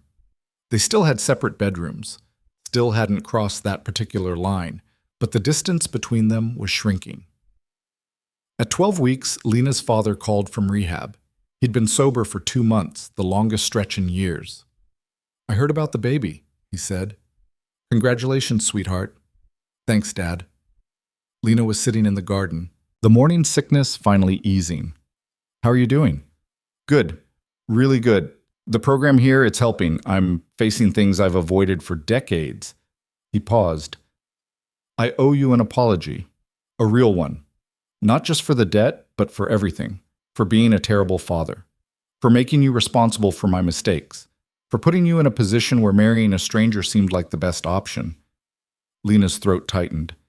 You don't have to. Yes, I do. You deserved better than me. You still do. His voice cracked. But I'm trying to be better. I know it's too late for a lot of things, but maybe it's not too late for everything. Just stay sober, Dad. That's all I need from you. I will. I promise. And this time, I mean it. Lena wanted to believe him. She really did. The second trimester brought complications. Lena's blood pressure spiked at 16 weeks, landing her in the hospital for observation. Alessandro didn't leave her side for 3 days, sleeping in an uncomfortable chair, arguing with doctors, looking more terrified than Lena had ever seen him. You're supposed to be the calm one, she said on the second night, watching him pace the hospital room. I can't be calm when you're in danger. Alessandro stopped pacing, came to sit beside her bed. I can't lose you, Lena. I know that's not part of our arrangement, I know I'm not supposed to feel this way, but I can't help it. Somewhere along the way, you became important. You and this baby both. Alessandro, let me finish. He took her hand, and his was shaking. I told you I chose you because you were convenient, because you were desperate enough to agree. That was true at first, but it's not true anymore. You're brilliant and stubborn, and you don't take anyone's garbage, and I'm falling in love with you even though I'm old enough to know better. Lena's heart stopped. Started again, faster. You're in love with me? I think so. I don't know. I haven't felt this way since Elena died, and even that was different because we grew into love over years. This happened fast, and it's terrifying, and I have no idea what to do about it. Alessandro looked at her, vulnerable in a way she'd never seen. Tell me I'm not alone in this. Tell me you feel something too. I feel like I'm losing my mind, Lena whispered. Because yes, I feel something. I don't know if it's love yet, but it's close. It's scary and real, and I hate how much I care about you. Why do you hate it? Because you're going to die. The words came out harsh, honest. You're 70 years old, Alessandro. Even if everything goes perfectly, I'm going to lose you. Maybe in 10 years, maybe in 20 if we're lucky. And I'm going to be left alone with a child trying to protect your legacy from people who hate us both. I know. Alessandro's voice was rough. I've thought about that every day since we met. I'm asking you to love someone who won't be here for the long haul. It's not fair to you. Nothing about this has been fair from the start. Lena squeezed his hand. But I'm here anyway. We both are. So maybe we stop pretending this is just business and admit what it's becoming. Which is? A marriage, a real one. Messy and complicated and nothing like either of us planned, but real. Alessandro leaned in, kissed her forehead. Then let's do that. Let's stop fighting it and see where this goes. Lena nodded, unable to speak past the lump in her throat. They sat there in the hospital room, holding hands, while machines beeped and nurses came and went, and something fundamental settled between them. When Lena was finally cleared to go home, Alessandro hired round-the-clock care. A nurse, a nutritionist, a physical therapist. Lena protested the expense, the fuss, but Alessandro was immovable. You're carrying my child, he said. I'm not taking any chances. The pregnancy continued, complicated but manageable. Lena's stomach grew, the baby kicked, and Alessandro became obsessed with talking to it. He'd put his hand on her belly and tell the baby about the business, about Sicily, about Elena and the family history, and what kind of person he hoped they'd become. You're going to give this kid anxiety before they're even born, Lena said one evening, laughing. I'm preparing them for reality. Alessandro's hand moved with the baby's kick. This world is hard. They need to be harder. Or maybe they just need to be loved. Lena covered his hand with hers. Maybe that's enough. At 24 weeks, Marco showed up at the villa unannounced. Lena was in the garden, painting a series of portraits she'd started, studies of hands, of faces, of moments. She looked up to find him standing there, looking uncomfortable. I'm not here to fight, he said before she could speak. I'm here to apologize. Lena set down her brush. I'm listening. I've been terrible to you, to both of you, and it's not because of who you are, it's because of who I am. Marco sat down heavily on a garden bench. My whole life, I've tried to be what my father wanted, and I've failed every time. Then you show up, and within months you've done what I couldn't do in 48 years, made him happy, made him care about something other than business. That's not, it is true, and it made me hate you, because it proved what I've always known, that I'm not good enough, that I'll never be good enough. Marco looked at her, and for the first time Lena saw the person beneath the bitterness. But that's my problem, not yours. You didn't ask for any of this. You just survived it. I respect that. Thank you, Lena said quietly. I'm not asking to be friends. I'm not even asking for forgiveness. I just wanted you to know that I'm trying to be better, for whatever that's worth. He left after that, and Lena sat in the garden for a long time, thinking about broken families and second chances and whether people ever really changed. That night, she told Alessandro about Marco's visit. His expression was unreadable. Do you believe him? He asked. I don't know, but I think he believes himself, and that's something. Alessandro nodded slowly. People surprise you, sometimes for the better. At 30 weeks, Lena's water broke 3 months early. The rush to the hospital was a blur of panic and pain. Alessandro held her hand while doctors worked, his face gray with fear. "Too early," Lena kept saying. "It's too early." "We're going to do everything we can," Dr. Ricci said, calm and professional. "But we need to deliver now. The baby's in distress." The emergency cesarean happened fast. Lena was awake but drugged, aware of movement and voices but not really processing anything. Then a cry. Thin, weak, but there. Real. "It's a girl, Shima," someone said. 2 pounds, 6 ounces. She's breathing on her own. Alessandro's hand tightened around Lena's. She turned her head, saw tears streaming down his face. "We have a daughter," he whispered. "Lena, we have a daughter." Then everything went dark. Lena woke up 12 hours later in a recovery room. Alessandro was there, looking like he hadn't slept. He stood when he saw her eyes open. "The baby?" she asked immediately. "She's alive, in the NICU fighting." Alessandro's voice was hoarse. "She's so small, Lena, but she's strong. The doctors say the next 72 hours are critical." Lena tried to sit up, gasped at the pain. "I need to see her. Soon. You lost a lot of blood. They want you stable first." Alessandro helped her lie back. "I've been with her. I held her hand through the incubator, told her about her mother, about how brave you are, about how much we want her to stay." Tears leaked from Lena's eyes. "What if she doesn't make it? Then we'll survive it together." "But she's a fighter, just like you." The next 3 days were the longest of Lena's life. She was stuck in bed healing from surgery while their daughter fought for her life in a different room.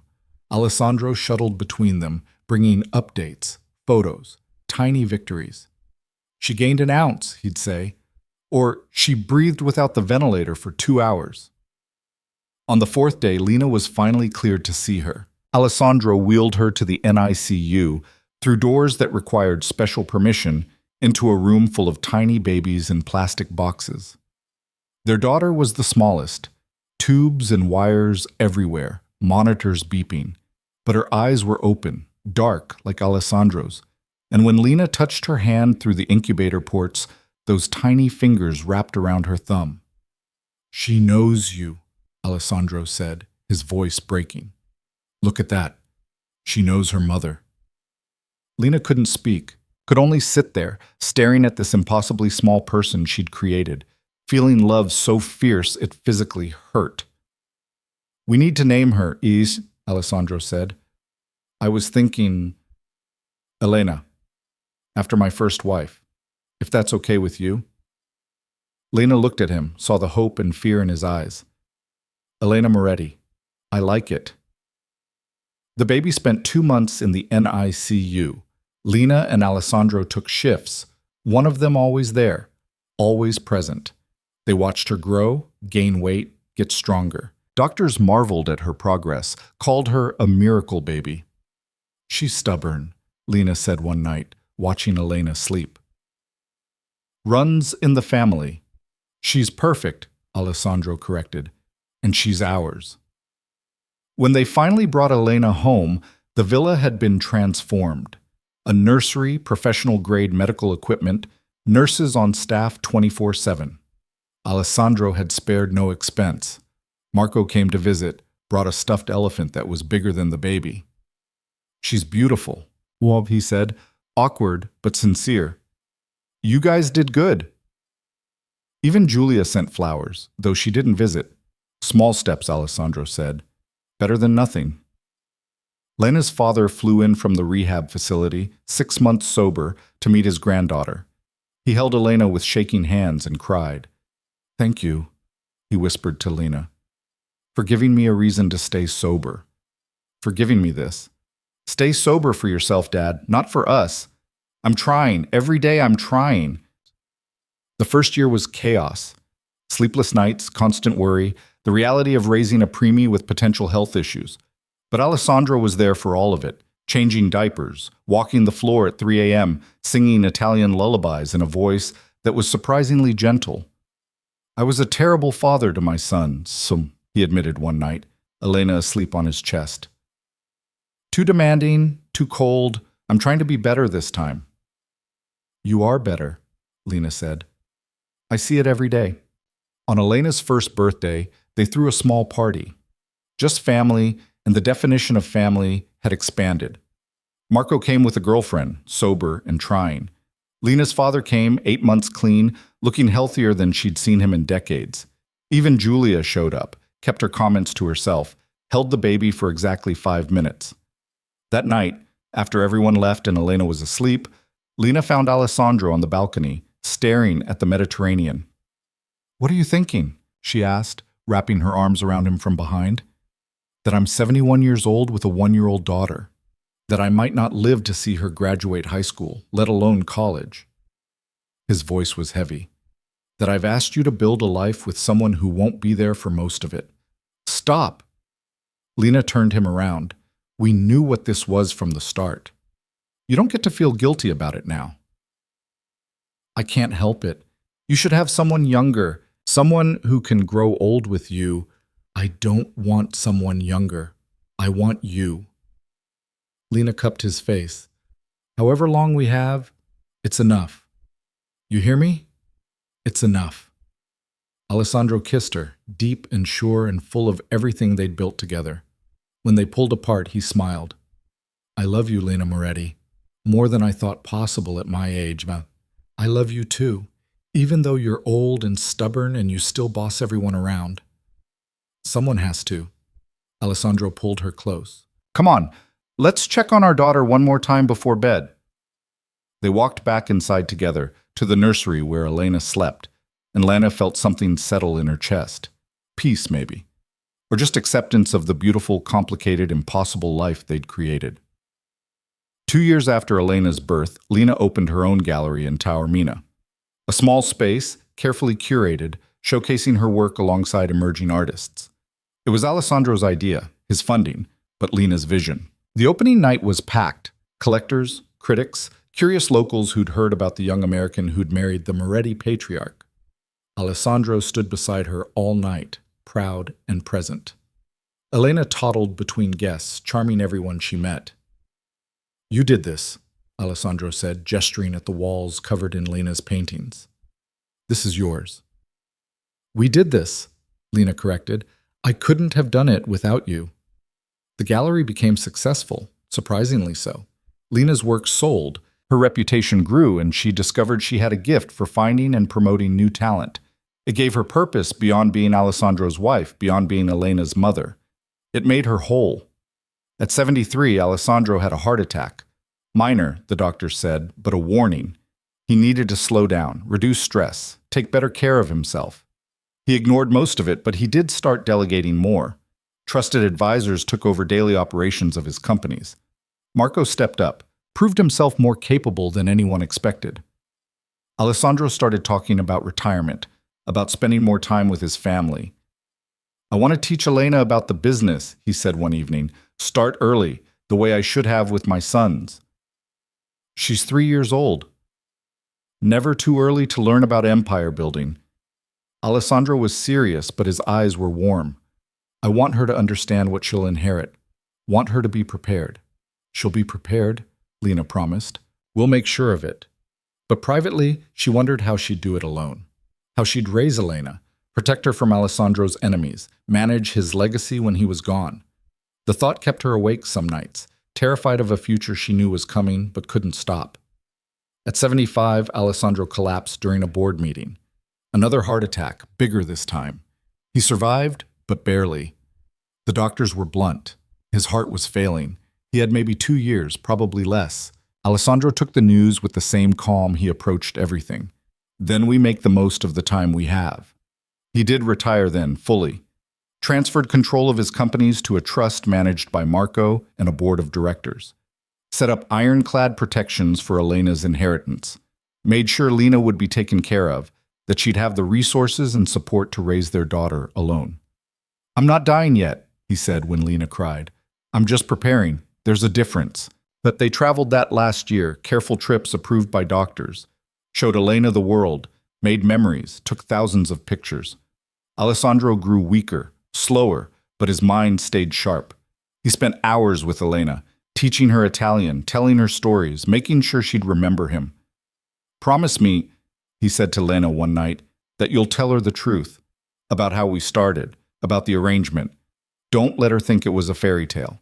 I promise, but I'll also tell her how it became real, how we chose each other, even when we didn't have to." "Good." Alessandro squeezed her hand. "That's the part that matters. Not how it started, but how it ended up." He died on a Tuesday morning, peacefully in his sleep, 2 weeks after Elena's 5th birthday. Lena woke up beside him and knew immediately that he was gone. She lay there for a long time, holding his hand, saying goodbye to the man who'd saved her, and let her save him in return. The funeral was enormous. Business leaders, politicians, people from all over Europe who'd known Alessandro or wanted to be seen mourning him. Lena stood through it all, Elena beside her in a black dress, accepting condolences from strangers. Marco gave the eulogy, his voice steady. "My father was a complicated man, demanding, difficult, impossible to please. But in his final years, he found something he'd been searching for his whole life: peace. And he found it because of Lena, because of Elena, because he finally let himself be loved, instead of just respected. I'm grateful he had that before he died." Later, at the villa, after everyone left, Lena and Elena sat in Alessandro's office. The room still smelled like him, cedar and old books and expensive scotch. "Mama?" Elena climbed into Lena's lap. "Is Papa really not coming back?" "No, baby, he's not. But he said he'd teach me about the business. He promised." "I know, and I'll teach you instead. Everything he wanted you to know, I'll make sure you learn." Lena held her daughter close. "Papa loved you so much, Elena. You were his whole world. And you? Did he love you too?" Lena thought about Sicily, about a desperate deal made over pasta and wine, about a transactional arrangement that became a marriage, became a family, became everything neither of them expected. "Yes," she said softly. "He loved me too. It took us a while to figure it out, but we got there in the end." Elena was quiet for a moment. Then, "Tell me how you met Papa. The real story." So Lena did. She told her daughter about the debt, the arrangement, the wedding to a stranger. She told her about being scared, about learning to be brave, about how love sometimes grew from the strangest beginnings. "So you married him for money?" Elena asked, her child's logic cutting through the complexity. "I married him because I needed help, and he needed purpose. But I stayed married to him because I fell in love with him, because he became my family, my home, my everything." "Bon tuts." Lena touched the ring on her finger, the one she'd never taken off. Sometimes the best things in life start for the wrong reasons. What matters is where they end up. 3 years after Alessandro's death, Lena still ran the gallery. It had expanded, become one of the most respected in Sicily.